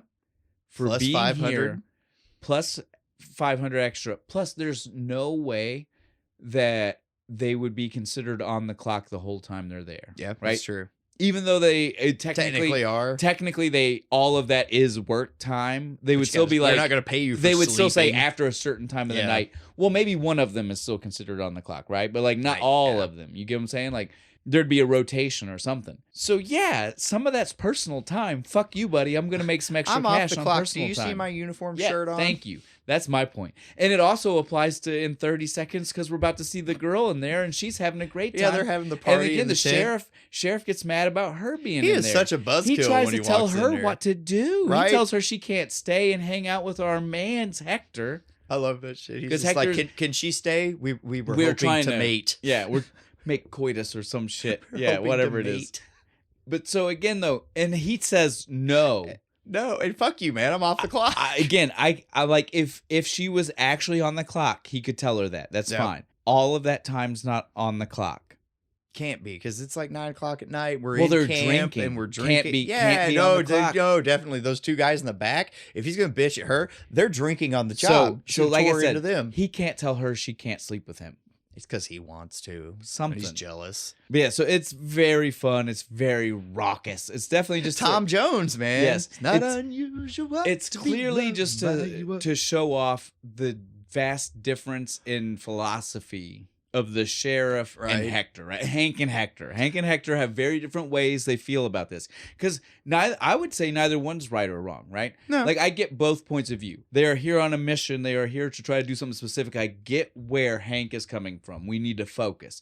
That being said, they are doing life-risking work, and so sometimes you got to blow off steam. Thank you. So I understand it's where not Hector's like coming Hector's from. completely irresponsible. He does have dudes laying traps. Yes, in exactly. case the crocodiles and he even attack explains them during why, the party. right? He's like they come up on land. Yeah, they come to up hunt. on land, man. That's where they get their food. They don't usually eat from the water. They say this so much in this movie, but we see this thing. He even eat tells so them many... like if you see one dive underwater because they we see this one grab a things. lot of things in water. Hank even laughs at Hector when he says it because he's like, "Dude, are you forgetting the first guy got killed in the water? This movie exists because somebody got eaten underwater in the water. He was in a scuba suit and everything. Yeah." But so I mean, I do give credit though. You're right to Hector. He tries. He is trying to do stuff the right way. But he is also causing a problem for a bunch of drunk people in the woods having holes around them. Right. And we probably will getting more than one of these officers written up. Oh, for sure. But this is that moment though. Like I said, and you've already pointed out, we all laugh a little bit about Hector. Yeah. And whether or not maybe he slept with Kelly for sure. He's a ladies' man. He is because he is suave with this chick. He just looks at her. He says something. He's like, and you have great tits, and she's just like, just, I know, right? She's laughing like it's the greatest thing. He says things that should get him slapped, but it fine. doesn't. It just works, and not even on a level of like his money makes it okay. Yeah, right? no, like it's totally just like he is suave enough. Yes, I guess something. all it is. It's all in the delivery, guys. Like I said, I would hang out with this guy. Fuck everybody. I don't care what they say. Yeah.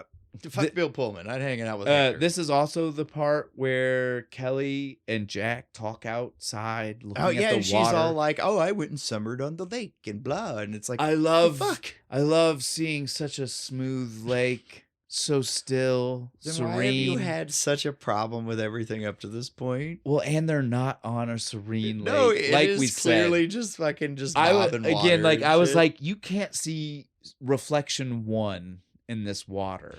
ripples. Right? I was like, that's not smooth. That is not. That is. I can show you a smooth. Dude, there are scenes in fucking Jason movies where Camp Crystal Lake is crystal. When you want to tell me that this is supposed to be a calm, overly calm lake. It's the same director. Why didn't he just pull some shots? That's what I want to see, though. Pull right? some shots from Friday 3. I want you to show me the moon in the lake to the point to where I didn't know you were looking at the lake until you zoomed up. There you go. You know, that's what I want to see. Totally could have. This lake is not that. No, it's not. But she keeps going, it's so smooth. Oh, no, it's smooth and black. She constantly talks about this lake like that, like it's that, but it's not. They needed her. This is our forced, like, romantic interest they're trying to shove into this movie that didn't need to be there. Well, again, and like we said, it doesn't need to be here. She starts in this moment just to, like, sell the fact that it's gonna happen, starts getting ballsy about everything. You know, like I'm gonna be here, and the extra conviction about it. And I'm here for it. I want to see what's going on. And again, like, all of this speech is only here for Jack to have a reason to care about her, because literally 5 minutes ago he didn't even look at her because he was stuck up fucking New Yorker who hates bugs. But nothing happened to change her as a character. Nope. Just a sudden spike in determination. But why? We get a look back. He starts to walk away and starts to look back. They almost kiss even, and it stops. Yeah, it's fine. Thank fucking God. I will give the movie this. It doesn't end on the big kiss. They just get in a truck and leave. Thank God. They try to shoehorn in this, like, romantic story, but then they give up. Thankfully, it's like, maybe they date, maybe they don't. They're gonna go get a beer together. Well, and this moment where they're looking at the fucking water and reflecting and talking about what's happening to her. This is when she talks about, like, what was actually happening to her. Like, when she was like, he starts to make the joke again about how she was, like, being punished, right? And she's like, no, but for real. This is why I'm here. This is the part where I was extra like, this is just home for the holidays with a crocodile. Because I was like, it's the same. It's a little bit different, but it's so close to the same kind of thing, right? Like, this is her and Fish, right? This is the girl and Fish. This is. Yep. She's dating her boss. They broke up, and she had to fuck off. It's like they ripped off Home for the Holidays for the beginning of this fucking movie. This is the part where we finally start to veer off a little bit and actually get into some more water fucking adventures. Yeah, and then we're gonna go dive, right? This is the next morning. Before we get there, I want to point out, she makes the fucking point about how she's gonna stay here unless there are ticks. Because she has a problem with ticks. There are fucking ticks, bitch. Yeah, You're in the woods. If there are trees, they're everywhere. There are ticks. If there are trees, there are ticks. Say this, everybody. If there are trees, there are ticks. Fuck, if there is grass, there are ticks. This bitch is a moron. We all know. Well, I get it. She's from New York City. I understand. Fuck, there's ticks in New York City. Well, I'm convinced. She's a paleontologist, dude. She understands nature.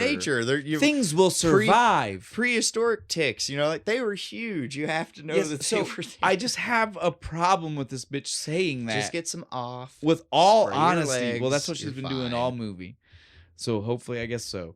So then finally, Jack was like, oh, well, all right, bitch, if you're going to do it, I guess you're going to do it. 7 a.m. call time. Yep. He says 7 a.m. So they got up at like 5 to prep for all this shit? Well, fuck that. They should be getting on the boat at 5. Yeah. They're wasting daylight here. By 7, the crocodile is awake and hungry. Probably already eaten once. Yeah, like...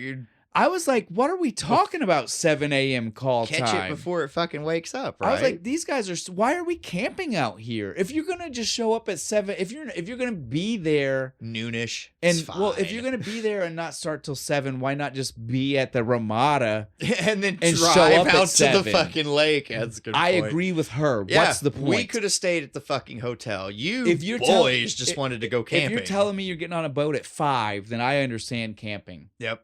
If you're telling me you're getting on the boat at 7, I can drive the fuck out there. I can be there by 7. Yeah. Don't you worry. Right? These guys just wanted to go camping. It was an excuse. And have it on the government dime. Yeah, for sure. I'd do it. hey, my work's going to pay me to go camping. Fuck yeah. Hope none of us die on this trip. And now we see the sheriff, right? He goes before we get to the actual daytime. Exactly. Yeah, he gets up to go pee. We leave those two and they're staring at the lake and talking all romantic-ishly. To seeing ishly. To seeing Hank come outside, Sheriff Boxers. Hank, man's got to pee. It's like 3 in the morning. Looking for something to do. He pees successfully. Yeah. And then he starts to hear rustling. The steam coming off of this piss, dude? Hey, that's real, dude. I've definitely been there. That's real. It must be fucking cold up in Maine, even in the summer, dude. I believe it is. But yeah, so he pees, and then he hears rustling. Yeah. And he's like, I'm going to go see what this is. Pulls the gun out of his underwear. I don't even care about that, dude. Good on you for having a gun. Dude, like, I don't give a fuck, still taking the gun. My problem is with as much as this man has seen already. Right. The fuck would you walk into the woods for? I'm going right by my tent. Like I said, I thought this man was a goner again. Yeah, at no point did I think this guy would make it to the end. Fuck, I keep calling it a gator. Yeah. The crocodile. Well, it's because of this. Yeah, is going to just smack and grab him, right? That's what you thought. In a real horror movie, that's exactly what would have happened. You know what makes this not a horror movie? None of our main characters actually die. Every main character makes it. Every main character. It's only, like you said, it's red shirts. It's red shirts. If you don't have an actual, if you don't have more than 5 lines of dialogue, you're fucked. Now though is like we said, as he hears the rustling, he flips the bushes open, and it's fucking Hector taking a shit.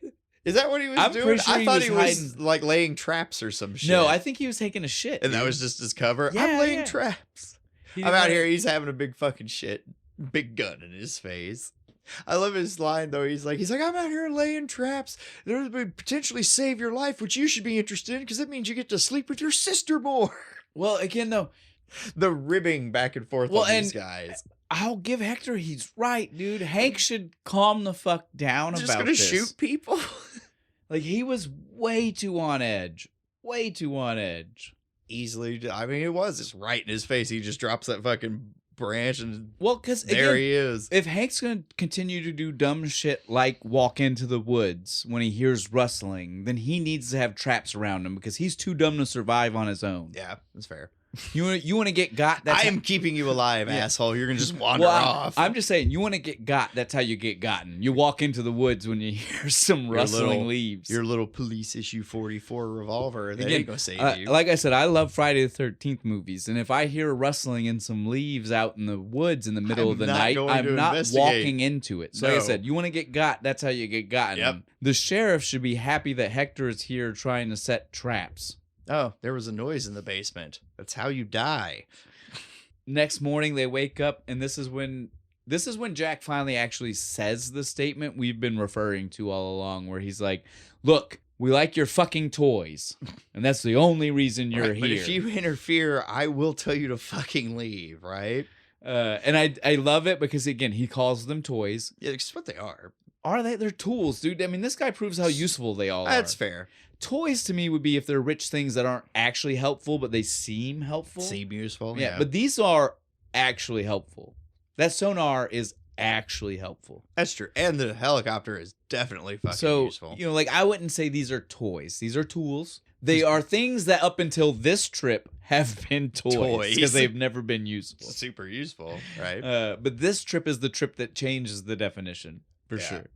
This is when we hear that Hector worships crocodiles, right? Because Kelly's trying to explain for him and shit. Yeah, so it's not even just that because he's a mythology professor and they mentioned the Egyptian. She does have a point. A lot of cultures did worship crocodiles. They specifically mentioned the Egyptian one, right? Yeah, the Egyptians and the Indians. Sobek. Yeah, and so they bring up the point. There is precedence for this. Yeah, even but the he sheriff is literally a modern day guy. Yeah. No shit you. The way he starts talking about them from this point of the movie on, weird. A little weird.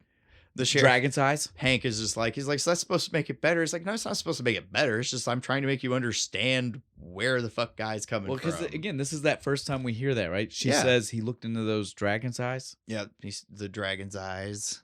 Right, and it did, and he never gets. He swam with Nile crocodiles. Yep, and that's where it came from. Yeah, once and shit. This is why I despise everything about that dragon eyes. I was like, I get what they're saying. It makes it sound dramatic. But even though I get how corny it is because Komodo dragon has dragon in it, but that thing has more dragon vibes than a crocodile.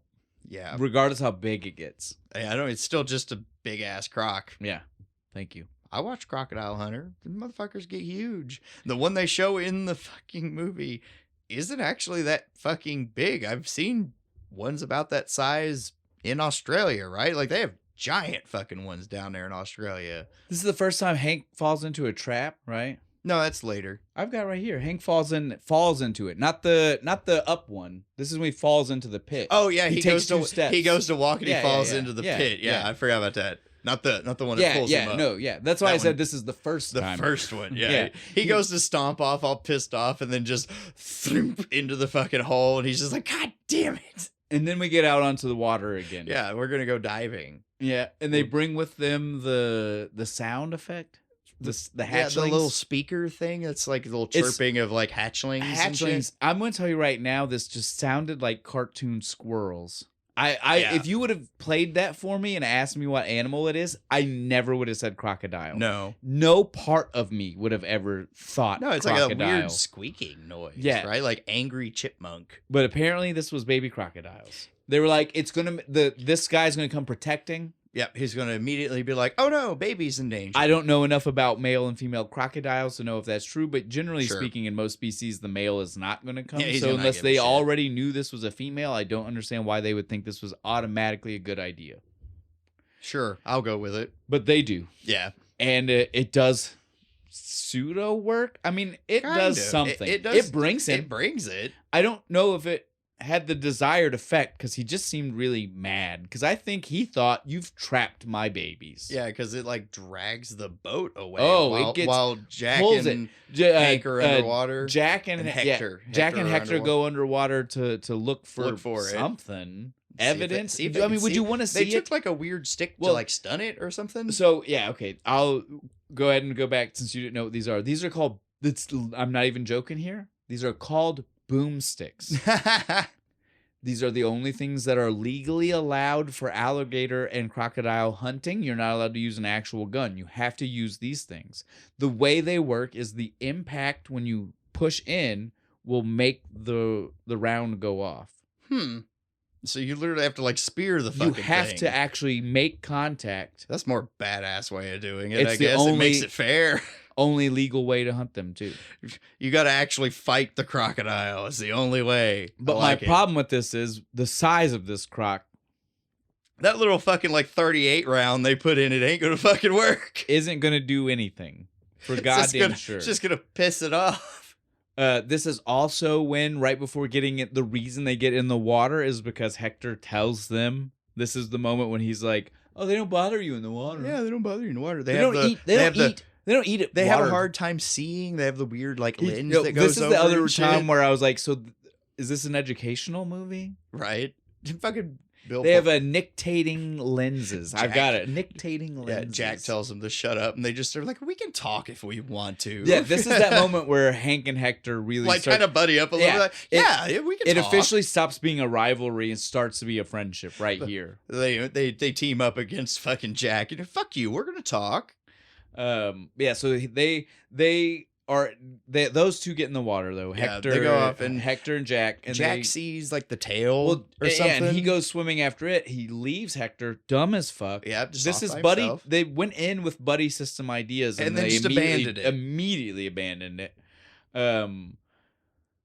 We see lots of dead carcasses down there. Oh yeah, they find the like dead cow or whatever the fuck down there. Exactly, and you're just like, holy shit, what are we looking at? Wouldn't that float? The moose head floated. Well, everything else floats and ends up out of the water. The thumbs, the heads. This magically sinks to the bottom. It's down there. It's gonna stay there. Then the boat gets pulled. Well, right? and like we said, right before the boat gets pulled is that whole eye of the dragon fucking conversation. But yeah, so then the boat gets pulled by the croc. Kelly immediately gets just launched out of it when the boat gets pulled. Because she can't stay in a boat. No vehicle can she stay in. She's again, very good she didn't get in the helicopter. Thrown up into the blades. When she first gets thrown out of the boat, the way the scene plays, because we know the croc has still got a hold of whatever this anchor line, anchor right? Or whatever. at first I was like, fuck, dude, Kelly's the safest one. Yeah, she's fine. And then immediately you're like, oh, never mind. Because you see the fucking thing turn around, and they're like, the boat stops. They're both like, it let go. The one deputy pulls up the anchor and he's like, oh shit. But yeah, first and then the boat won't fucking start. But for a split second, I was like, well, she's the safest. Yeah, I was like, they don't care. He doesn't care about Kelly. She's good. And then I was like, oh, never mind. Yeah, they just wanted me to feel that. It's a smart croc, right? It trapped him. Pulled the boat away so it could target her. But they get the boat started, and it's like a few. They're implying like she's racing to the crocodile to get to her and stuff, and they pull her out, and you think the croc's coming up, but it's Jack. Well, as I was going to say, right? As you're watching the scene, you're like, holy shit, it's the first time anybody in the movie has been useful. Yeah. Right? Like they're saving her. Like they're actually doing something. Oh, God. But then you see they weren't. No. Because it wasn't the croc. It's just Jack. Because remember, like as it was happening, the way the scene it goes even into the point of the POV shot, right? Well, and the guy even says like he makes some statement about the way the water looks, like it's right coming underneath up. her. Yeah, it's rising up or something. Yeah, I see it. Well, and she acts like she starts acting like the whole like way the pull in the water is different and stuff. Like everything about it makes you think that Gator or that croc is there. Yep. No. Nope. Just Jack. He just pops up. So just when you think people are useful, they're not. No. And then they're just like, where's Hector?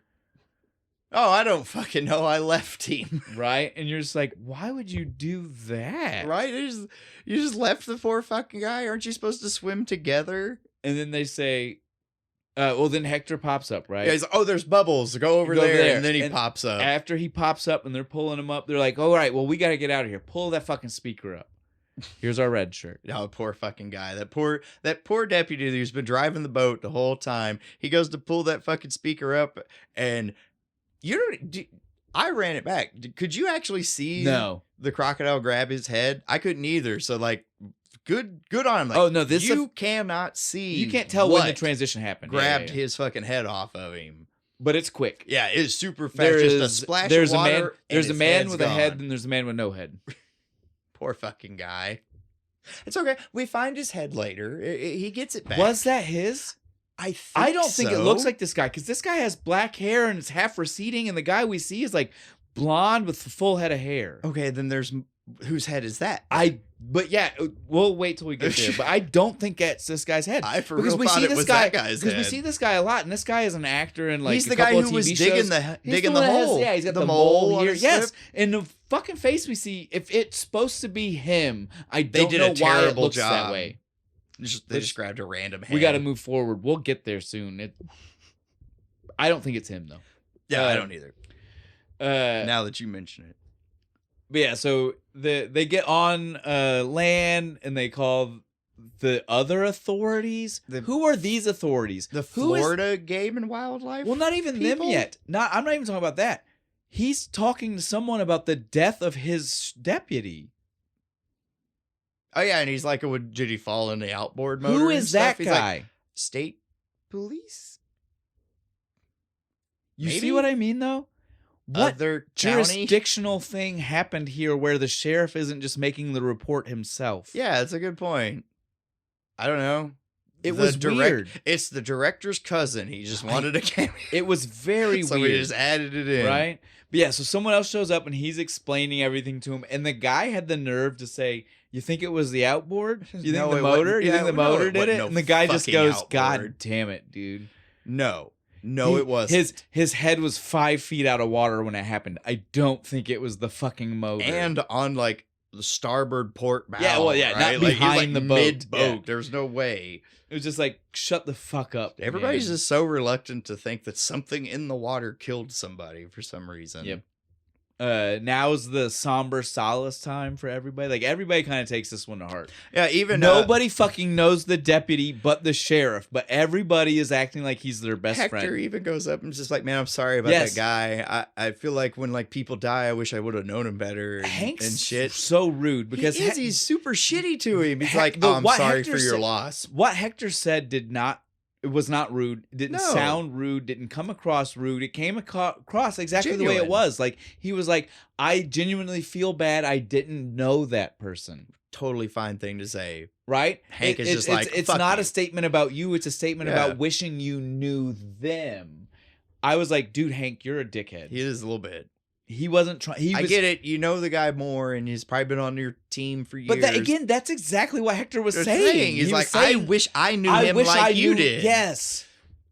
I feel bad that I didn't get the years that you had because he seemed like such a great dude, even though we never get his fucking name. But no, Hank's gotta be a dick, dude. It really is. And then he goes into like the nightmare he has where what is this story? He's a headless and his parents won't let him in the house because he'll knock over. But then they use his head for soccer, and he felt those are the bully kids. But then he felt like at least I get to be part of the game. At least I get to be part of the game. And Hector is Hank is a dick again. He's just like, I don't think you and me should talk after that shit. I agree with Hank the second time. A little bit. What the fuck was the story?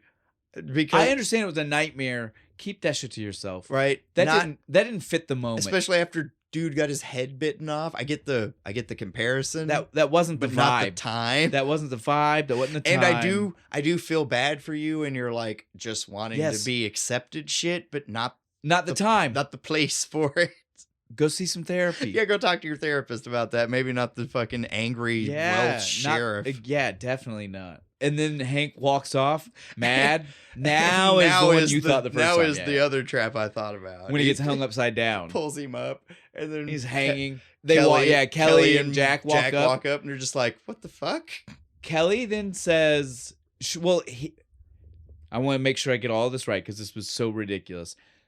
Hector says, oh, it's okay. It's just a counterweight. Just pull him down, right? Yeah. Meaning we can just pull him down and do what we need to do, get him out. Yeah. As soon as he does that and starts to pull him down, Kelly says, I'll go get a knife. So they can cut. We don't need it. Well, they don't need it. And then we don't see him use it. We see Kelly, of all people, untying him. Why did we have to have her say anything about a knife? I don't know. Couldn't we have gone in and like AD'd that out? We don't need that there. Don't know. Since we didn't use the knife. Because they don't. They just pull it. They pull him down and untie it like you would when someone says it's a counterweight. Because that's after he says that it's a counterweight. Yeah, he says it's a counterweight. We need a knife. He gets his body down and then she makes the knife comment. Again, I hate to be the guy that picks apart stupid things, but sometimes the stupid things bother me than the bigger ones. And I don't know why, but when I was watching this movie, every time that one bothered me so bad each time because I'm like, why is she saying a knife? Why are we seeing her, of all people, not use the knife?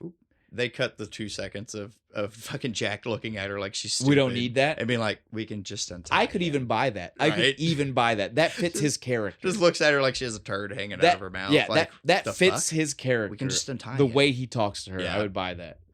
But my favorite part is like when they first walk up, fucking Hector's just like, I would have untied him, but he has this look of malice on his face. Well, that's the moment too. Like as they're untying him, literally, he is. Hector is saying, "You're not gonna hurt me, are you?" Right? Like, I mean, I wouldn't help them if you're gonna. I mean, you're not gonna do it. You're gonna be fine. As soon as he gets out, what does he do? I fucking lied. Grabs a stick and starts chasing him. I fucking love that, dude. I don't blame you. You promised not to hurt. You promised not to hurt him. I lied. Bear. Oh, dude, the bear. Oh, I felt bad. Did you feel bad? I felt bad for the bear. Not only do I feel bad, let me just... So, again, while this is all going on, Bear shows up out of nowhere. Bear shows up out of nowhere. Chases all of them. Yeah. All the way to shoreline, right? Yeah, right by the water. Well, they were... They were right by the water, and then the bear shows up, this is after the and chase. they dive Yeah, this is after the the chase. So the bear shows up. I felt so bad because the bear shows up, the croc fucking jumps out of the water. Croc's way bigger than the bear. Way bigger. I felt like the bear wasn't even trying to hurt them. Right. I feel like the bear was trying to say, get away from the water. Get away from the water, you idiots. The water is bad. Because the bear doesn't even... The bear comes from behind them, right? Yeah. The bear could have chased them to the water's edge but it didn't. It made sure to get between them and the water. Aw.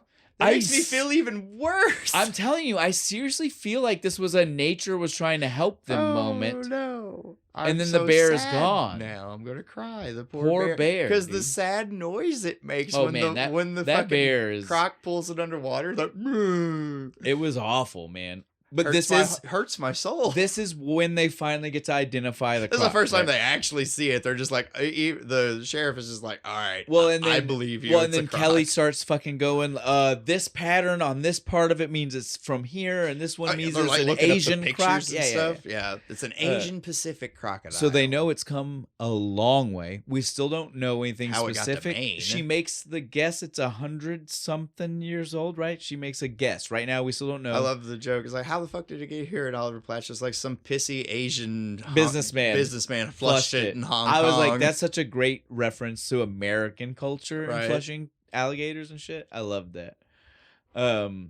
But again, we still don't even know. It could be true. Yeah, it could be true. Could have just washed up on it. Yeah, so the theory being that's 100 years old, this is just, I'm sure this is probably science and math that we don't know, but it's probably just like alligators/crocs grow so much per year, so if it gets so big, it has to be so old. I can see it. I know turtles that's what I was going to say. Live that long. I'm pretty sure it's probably the same kind of probably. Math, right? Same so she's just making an educated guess because they finally have a rough idea on how big it is.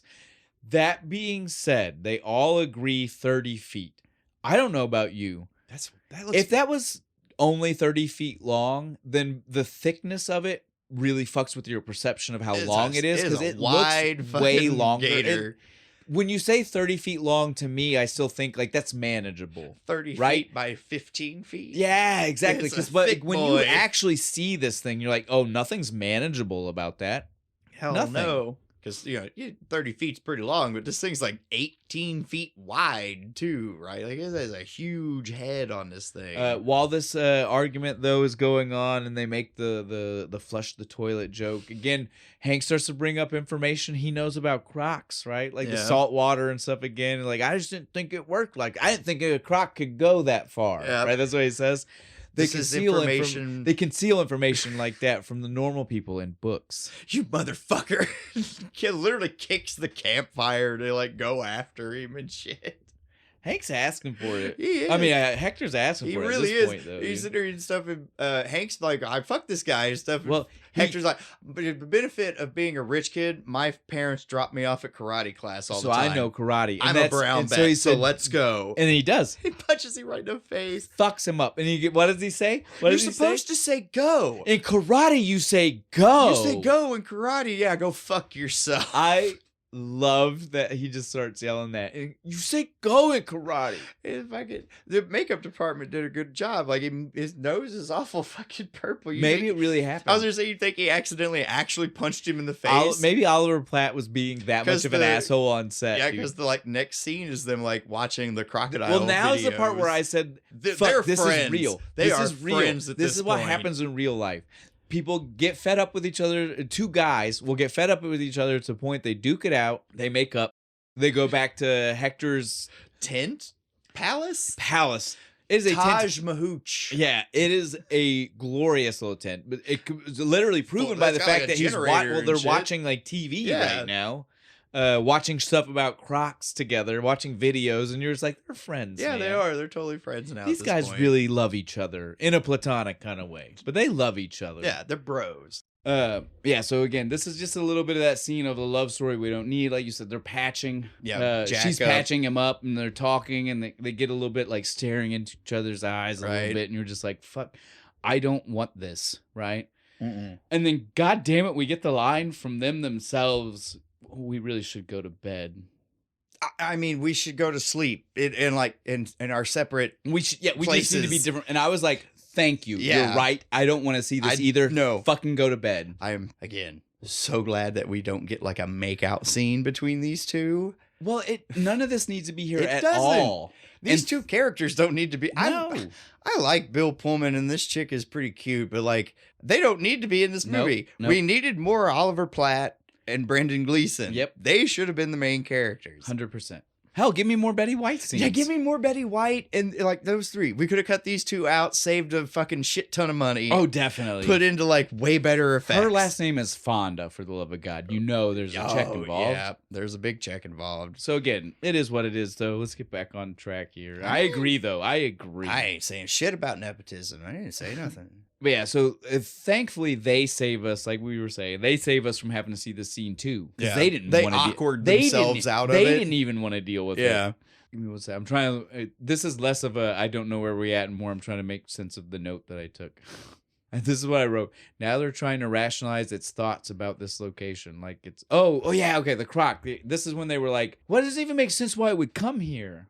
Yeah. Right? They were like, they start talking about it like it's not an animal, like it had a vendetta, like it's a person. Like, yeah, they were like, it had a plan. Like, why would the croc come here? Vengeance. It wanted to destroy man. They made it sound like it had a personal reason for coming like to this lake. Like they do Jaws and like the third one. Yeah. Like it's like, out for revenge. You're like, no, it's an animal. It wants to eat and fuck. That's all it wants to do. It followed feeding patterns, right? Like that's how it got here. It started here. It started eating a certain kind of fish, and it followed them. It started following it on its migration pattern. Ended up in Maine.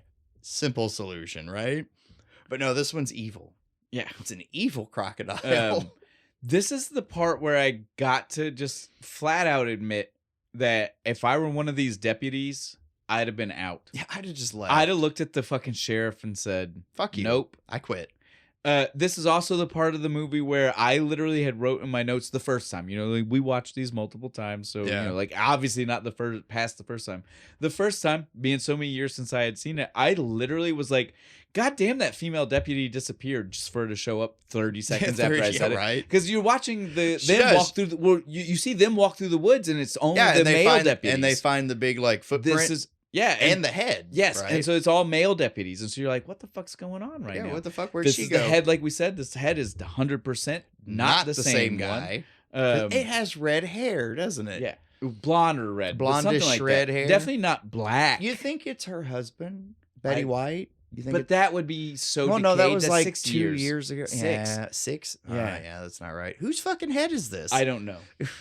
It's gonna keep me awake. But so yeah. While that scene was going on, though, there's a brief interlude where you see female deputy, what you think is flying the helicopter at first, until a piece of conversation later lets you know she wasn't. No, she's just in the passenger seat. I would understand if you were mistaken and thought she was flying this helicopter, because they set the scene up like all of a sudden she is just the personal pilot to Hector. And they're going to go scope out the cove where he thinks the crocodile lives. Yep. And so while all that's going on is when the head is found, snake comes out the mouth. Fucking Kelly whines. Why are heads always being thrown at me? I'm so sick of people getting heads thrown at me. 2. She's had 2, and one of them was an animal, and it wasn't like 2 days ago. Act like it happens every day. Well, and it wasn't thrown at her either. It was literally like the guy was like, I gotta clean my lake up. Right. He put it on the boat. He didn't throw it at you. This head wasn't, and this one wasn't really thrown at her either. Like, no, it just kind of came out of the bush. She's overreacting. She needs to calm her shit down. But then they see Betty White leading the cow. Well, and it's funny because at first it's just Jack, right? Jack sees it and he only notices her and the cow, and he's like, "What the fuck?" You're like, "Dude, there's nothing that weird about that." Just taking a cow to get a drink, right? Like I was like, "What?" There's a lake right there. Yeah, calm down. Why would you bucket water? He hands the the binoculars to Kelly, and Kelly's like, Oh, fuck. That's crazy. Look 10 feet out into the water. There's the then croc. You're just like, Jack is a moron. Why is he here? Right. Useless. 100. I agree. 100% useless. And that's the problem. Bill Pullman does a great job acting the parts that he's given in this movie. But this part is useless. Yes. He could not be his here. Fault. Yeah, it's not his fault. It's worse than like the Indiana Jones thing where it's like he didn't do anything and the whole thing would have like happened anyway. All of the shit in this movie probably would have happened without Bill Pullman. Definitely. Oh, 100%.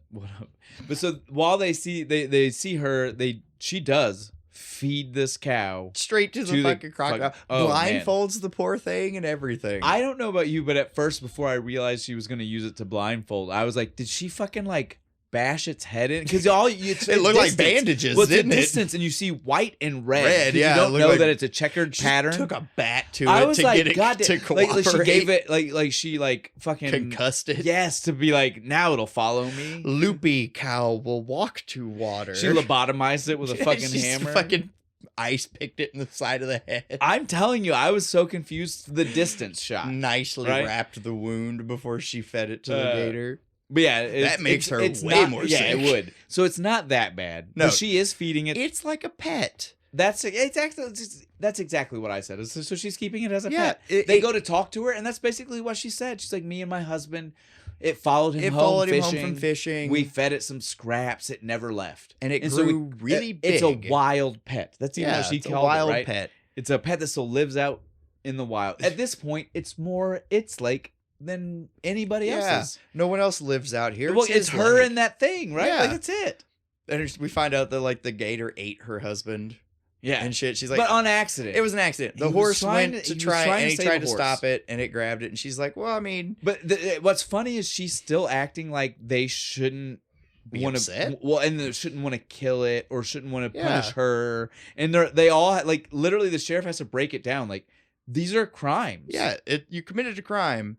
At worst, like. Who knows exactly which crime it is? Failure to report a crime. This is my favorite line from her. She says a lot of stuff, and she says a lot of dirty stuff in this fucking movie. But this is my favorite one. He makes the accusation about she purposefully fed her husband, and it wasn't on purpose. And she just says, "I guess if I had a dick, this is when I'd be telling you to suck it." Oh, I was like, God damn it! Dude. From fucking little ass Betty White. That is the best. I like later. The next one is better. The cocksucker. Where she's like, "You're cocksuckers."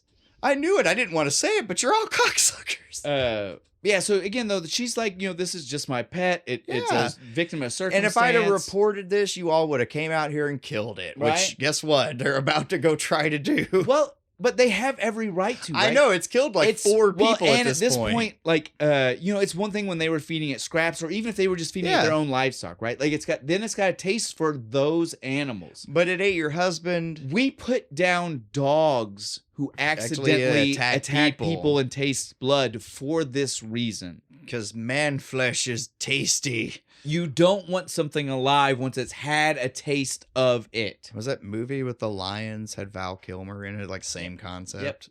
Yep. So you get my point. Like this lady's nuts for thinking that they shouldn't. Yeah, they shouldn't do it. And so is fucking Hector. He's on board with it too. Speaking of Hector, let's slide to them in the helicopter. Now's the point. Literally, the female deputy is like, "Don't get off this fucking boat," because he's trying to dive again. Right? I have to see where it lives. Then watch it on fucking Nova. I loved that shit. PBS, is that even a channel still? It's PBS. It's just it's a PBS show. Oh, that's awesome. I loved that reference. Yeah, that was so dope. I laughed at that. That I was like, "Shut up, go PBS!" Right, and shout out. Yeah. That's how they get their money for the drive that year, right? They're like, "Did you guys happen to catch this movie? This major motion picture, Drop Nova?" Right. That we all went and saw, right? We all went and saw this in theaters. It wasn't just me. My dad saw this for sure. I was in an empty theater with my friend Lettingham when this movie came out. Like, it was me and him. That was it. And we left like, what the fuck? Where was everybody? This movie's great. Not enough love for Lake Placid, all I'm saying. But yeah, so she makes the Nova line. Then she even says, like, I'll have sex with you. I will fuck you. Let's just leave. Stay Get here. back in the chopper. We'll do it in the air. He's like, bitch, I gotta go. I have to. It's like a spiritual thing at this point. And again, at this part, I still thought she had been flying, right? I did too. But soon we'll go ahead and here make in a minute, the reference. He runs into the thing, he gets and in trouble. He pops out of the water. He tells her how easy it is to start it. The chopper. Meaning she has not done it herself. Doing it. So what the fuck was she holding on to? What was happening here at all? She just playing? I don't know. I don't think they thought about this during edit, during film. Right, because I'm right? Yeah, no, she was holding on to a joystick. When they were flying in the big, when they first, it looks like she is. Again, you only see a little bit of her, but it looks more like she's flying. It looked all of it. Wasn't just crazy. Thank you. Nope. But But yeah, Hector is an absolute moron, though. I will say. Who goes out into this water by themselves? Right. Who at this point? You've seen it. You know how big it is. It is huge. You know it doesn't care about shit. Face to face with it. It is like 3 inches in front of him. In those dragon's eyes, I saw more dignity, more truth. That's later, but it's funny. Like, we can go ahead. He is full of shit. He is scared to fucking death. He is just like, holy shit. And if it wasn't for this fucking like weird little like floaty thing that he pulled out and distracted it with, he'd have been fucked. Yeah. During this moment, as he swims back, he yells to her, "Yeah, start how to start it. Just turn the thing." And again, you're just like, fuel injected. So she's not been flying. Right. It's been him. What? I don't know. He barely gets in this thing. again, like you said, if it weren't for the raft, right? He'd have been gone. And he starts to fly up, and the croc just jumps up and grabs the like pontoon thing.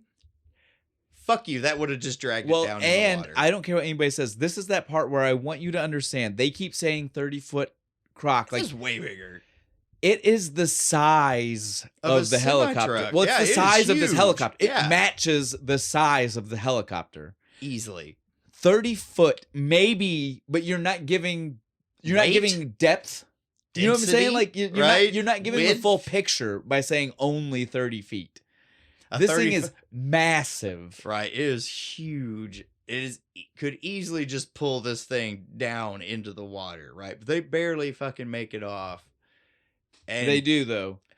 Pullman, Jack, when they get back to the thing and shit, and he's just like, "You're done. You're grounded." He's just like chucking shit out of the helicopter and stuff. And fucking Hector's just like, "That stuff's expensive. Don't do that." Well, and then Hank starts threatening to arrest people again. Nobody listens to him.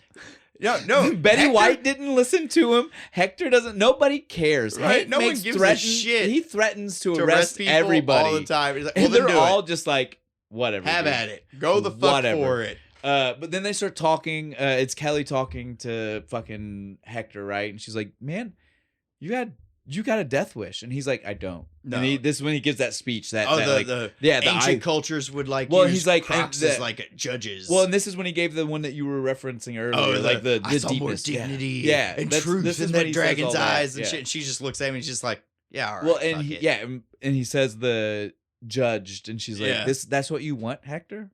Maybe I should. You want to be judged? Maybe I would rather be judged by a fucking crocodile than a bunch of people who just like, want a meal stop with ticket. the philosophical bullshit right now. This ain't the movie for it, right? Like I was like, what is this all about? And he immediately drops it. He's just like, "Yeah, fuck it." And then he's just like, "But we can't let them kill that thing." And I was like, what? Where did that come from? So out of nowhere. I expected him to argue a little more when she's like, him to like defend his point of like, "No, philosophy." He's just like, fuck it. Exactly. But then he says not kill it, and I expected her to argue with him, and she just goes with it. That whole conversation was a bunch of like one-sided fucktard shit. Yeah, dude. I was like, we don't have enough money to film this, so we're gonna just cut to the chase. Again, I will reiterate. They are right that it should be dead. Once it has a taste for blood, kill the thing. But they don't want to, and they somehow managed to talk Jack and Hank into not killing it. Because Hector has a plan. What was it? The drug? He has a fuck ton of it, like fucking fentanyl or some shit. Mm-hmm. I have a fuck ton of it. We'll trap it. We'll trank it. I'll take it the fuck away. Well, right? Now, the only thing here I want to point out, he's making the speech to everybody. He's saying, "This is what I can do. This is what we should do. This is what we need to do." Right? But as he starts talking about, he's like, because this thing's a miracle. It's like a miracle of fucking nature. 30 feet, for Christ's sake. Now, my only problem with that is we don't know how big it was when she started feeding it. Was it already 30 feet, or did it just become 30 feet because it's got a steady, consistent food source from this old lady? She just keeps feeding it fucking horses. Maybe it's not a miracle. It's just the fact that this lady was giving it a diet like that. It's obese. I felt like maybe we were jumping the gun on easy science. You know what I'm saying? I'm laughing too hard. I I just had the mental image of like Cartman crocodile, like, nah, I'm not fat, I'm big bone. But so yeah, he starts breaking down all the reasons it's so important. Yeah. And one of them was that, and I don't know if that's actually important, but then he's like, it's 150 years old. That's important. I'll give you. It probably swam over here from another swam across continent. the ocean. That's important. I will give you. And Kelly jumps in. It is kind of an ecological marvel thing. I've got drugs and he's got a big gun. That was my favorite part. He's like, and he's got a giant gun if anything goes wrong. I just love that that's how the conversation went. Like he's, like you said, he's slowly trying to convince Kelly, like, all of this. And then he's like, look, and all I'm saying is I've got a lot of drugs and he's got a really big gun. And you guys have trucks. It's not like it can move that fast over land. If it comes up on land, just gun it, right? F that noise. Fuck you. That thing is huge. Yeah, dude, I'm not. Exactly. Like, he said that part about the trucks, and I was like, so wait, your master plan is that they're bait? Yeah, Fuck basically. you, man. Fuck you. But it's okay. We find out that they are not bait. In fact, they are glorified bait. You say what you want.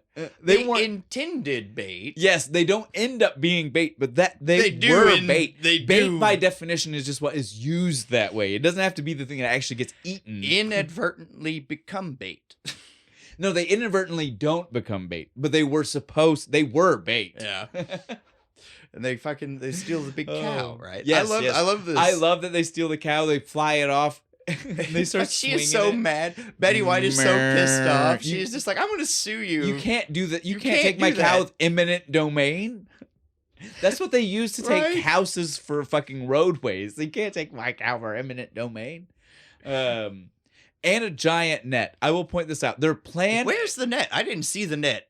It's on the ground. Oh, is it? Yeah, you can see it. Like, they're spreading it out for a minute. I missed that part. I was like, they kept saying it. And I was like, don't see a net anywhere. As they fly it the very first time, when they're flying it off, if you watch the coastline, the bunch of guys are like pulling this giant thing out. That's the net. They're pulling the net out. Glossed right fucking over. Yeah, I was too focused on the cow. Their master plan was... I felt so bad. Their master plan was, let's use a cow like a worm on a hook. And just dangle it in the fucking water from the helicopter. Well, and completely like a worm too, right? Because again, you want it to be alive. You want it to wriggle a little bit. It needed to kick. Right? Then all of a sudden, I love this.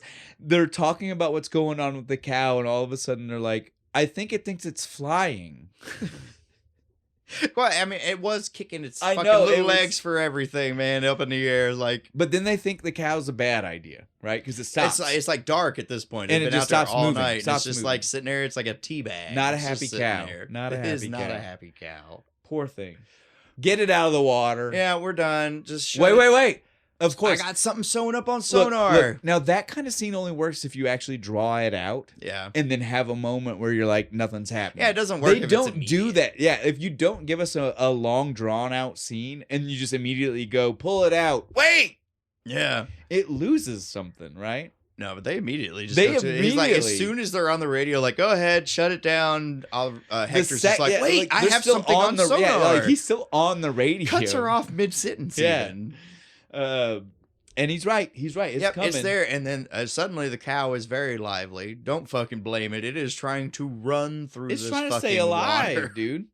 I don't blame it. Don't worry. The cow is fine. It makes it to the very end. They make a point to show you the cow later. While it's being dangled right now, all of a sudden... The gator, the croc keeps popping its mouth up out of the water and shit. They get the dart. Dude, they shoot it. They get it once, right in the neck, right? Why is this not an automatic rifle? I don't know. It should be like a fucking chain gun. Just we should be dropping more than one dart into this thing. Load this thing with fucking tranks, right? I can't believe anybody hit it with one and said, "We're good." Yeah, we're fine. But that's what happens. Everybody relax. They hit it with one. It doesn't stop, and nobody says hit it with another one. And it manages to wreck the fucking chopper, too. And nobody says shoot it again. No.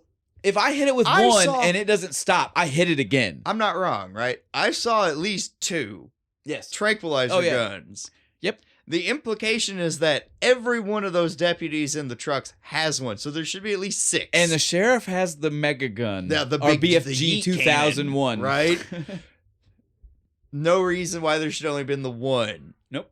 Not at all. But one dart, and it still manages to trash the fucking chopper, right? Of course it does. Then all of a sudden, helicopter drops that cow. Snaps. The line gets snapped. Cow's gone. It just magically snaps. Cow's gone. And the weight distribution being fucked up with the cow snapping the line. Fucks the helicopter gets all jacked up, crashes into the water. Don't worry. Fucking nuts. Don't worry. Hector's fine. He pops that door out and is like, fine, where is it? Ish. He's standing there. He is stranded in the middle of the water. Well, he's like, he even thinks he's good for a second, right? He's like, I'm all right. I'm all right. And then all of a sudden that croc pops his fucking mouth up. Everybody screams, including Hector.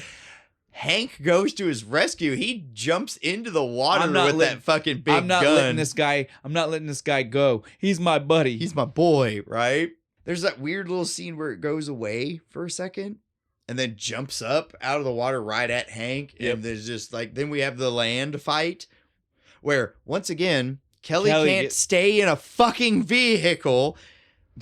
All the truck did was drive forward. My note just says, once again, Kelly thrown to the wolves. It's not like it did like a 360 spin or flipped. It drove forward and this chick falls out the side. She is she is just opposed to being in a vehicle somehow. But so then she still needs to try to get to safety. And so what does she get yelled at to her?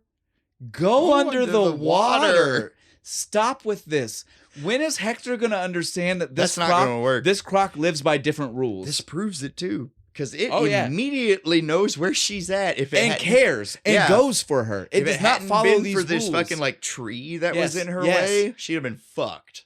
When is Hector going to understand this thing doesn't follow the normal whatever weird rules? Book you read is wrong, right? All the times he's been saying this to Hank, maybe he should listen once or twice himself. Right.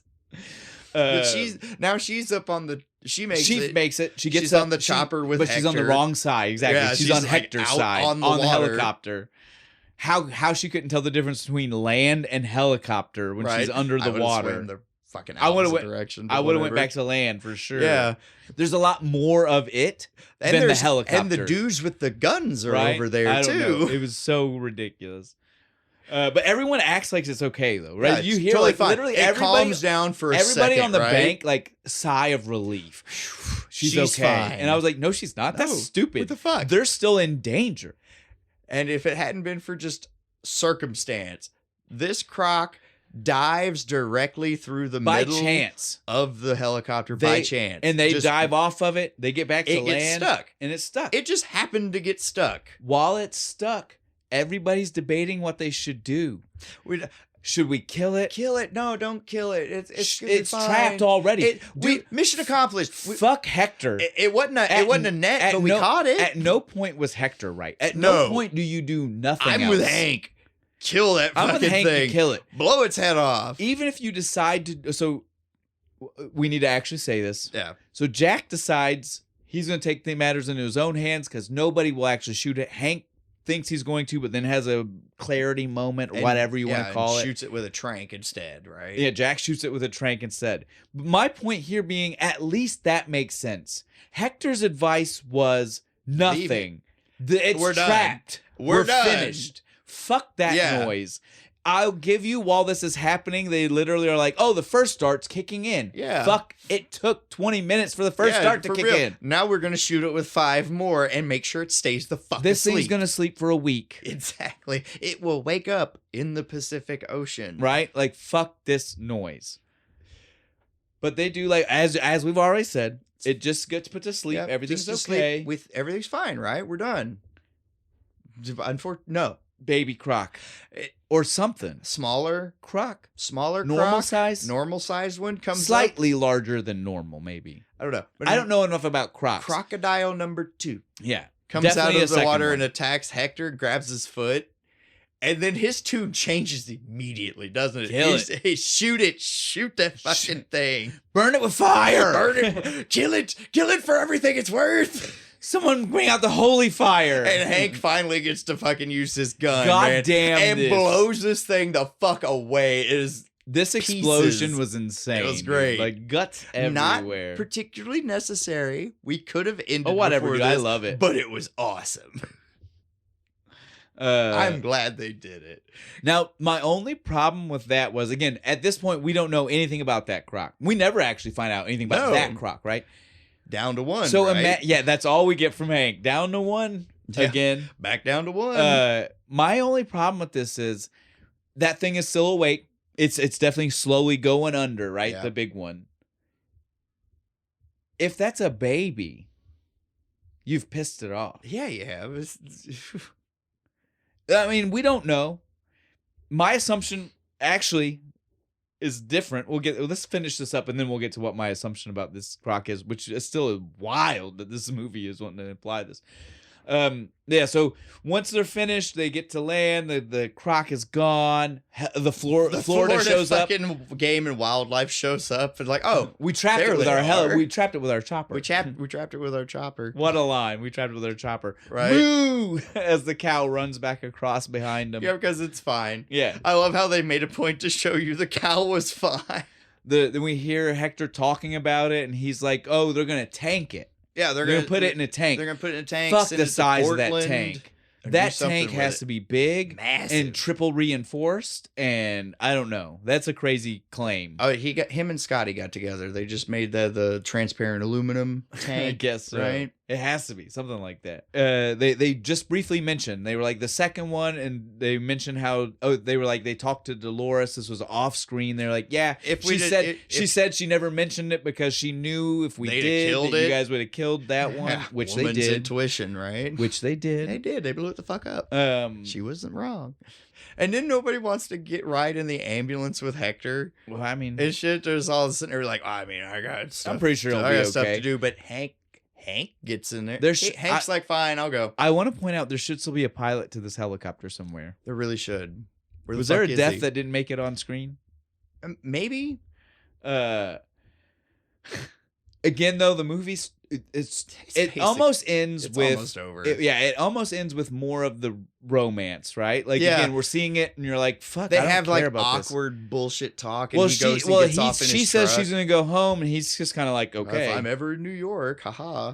And then she walks back up, and she's just like, "Do you guys know?" Right? Does anybody in Maine ever make a fucking move? And he moves his sleeping bag, and she's like, "Really? That's it? That's it? Just get in the truck. We're gonna go get a beer." I'm glad that's all we got. I'm glad too. It's over. I didn't want to see it. I didn't want a big swell of music and a kiss. Well, literally, he says the line, "I miss the croc already," and I was like, "Me fucking too, Jack. Dude. Me like, too. goddamn, this what was are you completely doing? Unnecessary." But so the last scene we see. Not quite. It's not an end credit scene. It's still before credits. But this is the kind of thing that could have been an end credit scene. Like if this would have been after the MCU, that's when it would have existed. Yeah, totally. We see Dolores and she's going out to her pond-ish thing. It's because it's not the lake, right? This is definitely like a different, like a little alcove part. And so she's throwing bread out to her other little baby crocs. Little baby crocs. Oh, they're so cute. So this is what I was about to get at to you. They were implying that one of these two crocs was a male and one was a female. So is it like spiders? Is the bigger one the female? I don't know, but either way, I don't see how this worked. I don't either, but we're going to have more of these giant ass fucking crocodiles of course all over this lake. In case you don't know. And it's all Betty White's fault. Well, and in case you don't know, we definitely are. This is a there franchise. There are sequels. This There's like franchise. 6. There's a bunch of these fucking movies. For those people who follow us who Go don't watch know them. That. Yeah, they get increasingly more ridiculous. As we mentioned earlier, there is one that is Them versus Anaconda. Yeah. I mean, this is one of those great franchises. Right, where it just gets way more ridiculous the further it goes. If you love that kind of horror I love movie, shit like that. Yeah, this is totally for you. But yeah, on that note, we are definitely done. What do you think about the beer, dude? This alpha, we said when we started this, and this was before we were recording started, right? Yeah. Like we had a sip before we actually were on mic, and we both were like, "This is like that bad kind of grapefruit." Yeah. They just cut peels and threw it. Yeah. And it was. I'm not even going to lie. That first taste or two, make it through that. If you're the kind of person like us who doesn't enjoy that, and we've learned this the hard way. Yeah. That just because the first sip or two tastes that way doesn't mean the whole beer will be that way. Right? Persevere. This is one right? This is one you definitely need to. Because it definitely it comes out better. That and it's like 8.5. It's strong. So watch yourself. After the second one. This gator's biting back. Yeah, this gator bites back, buddy. Be careful. Man, good job, Abita. I like it. And I love the can. Well, it's got the alligator on the front of it. I definitely enjoyed it. Go out, try it. Alpha Gator Imperial IPA from Abita. Good stuff. What are we going to be doing next week, though? Next week, we're going to be doing Against the Grain, Haze Capacitor, Hazy India Pale Ale. Fuck, that's a mouthful. All right, and now, guys, this is one between the name itself, which might already lean towards certain things for you guys. I bet you've already guessed it. Well, and you're going to see the picture, right? So between the name and the picture, when we post this, there's no way people aren't going to guess the franchise, right? So I guess this week it's more of a... Which one? Can you figure out, after 40-some episodes, almost 50, of hearing us talk, right. Which movie which one of the Back to the Future? Again, it's not a secret. Yeah, it's not... I mean, if you picture... Once you see the... Yeah, again, this is one of those things... You're going to see that can. If you're listening to the episode before we've posted next week's clue, then you might still be like, I don't know why they felt the need to tell me. When you see the picture, you'll know why we felt the need to tell you. That is clearly a flux capacitor. Yes. So again, at this point, this week's game is less which movie all around, but which one. Can you figure out between... The three? Between 40 episodes of us talking, which 40-some. Which one are we going to do? Do you know us well enough? Do we have to do things in chronological order? Well, we proved that already. Dead Snow 2. We've never done Dead Snow. Shh, don't ruin it. But yeah, so you guys know the drill. That's our clue for next week. The game's a little bit better because now you just have you got 33% chance of getting this right. Normally you have like do your Steiner 1 math. in 100 million. Today you've got 1 in 3. Come on now. You gotta do your Steiner math. You got a 33 and a third chance of That's beating right. me. That's right. So yeah, this isn't that hard. You guys really got a pretty good shot. Right. Let's see what you get. Let's see how many. Let's see how many. Maybe we'll come back in the next episode with a tally of how many people got it right. That'd be nice, right? How many people actually nailed it right? Shit. Yeah. Like all 10 of these people. On that note, though, I think we're done. All right. We gotta pack the truck. We gotta go to the lake, dude.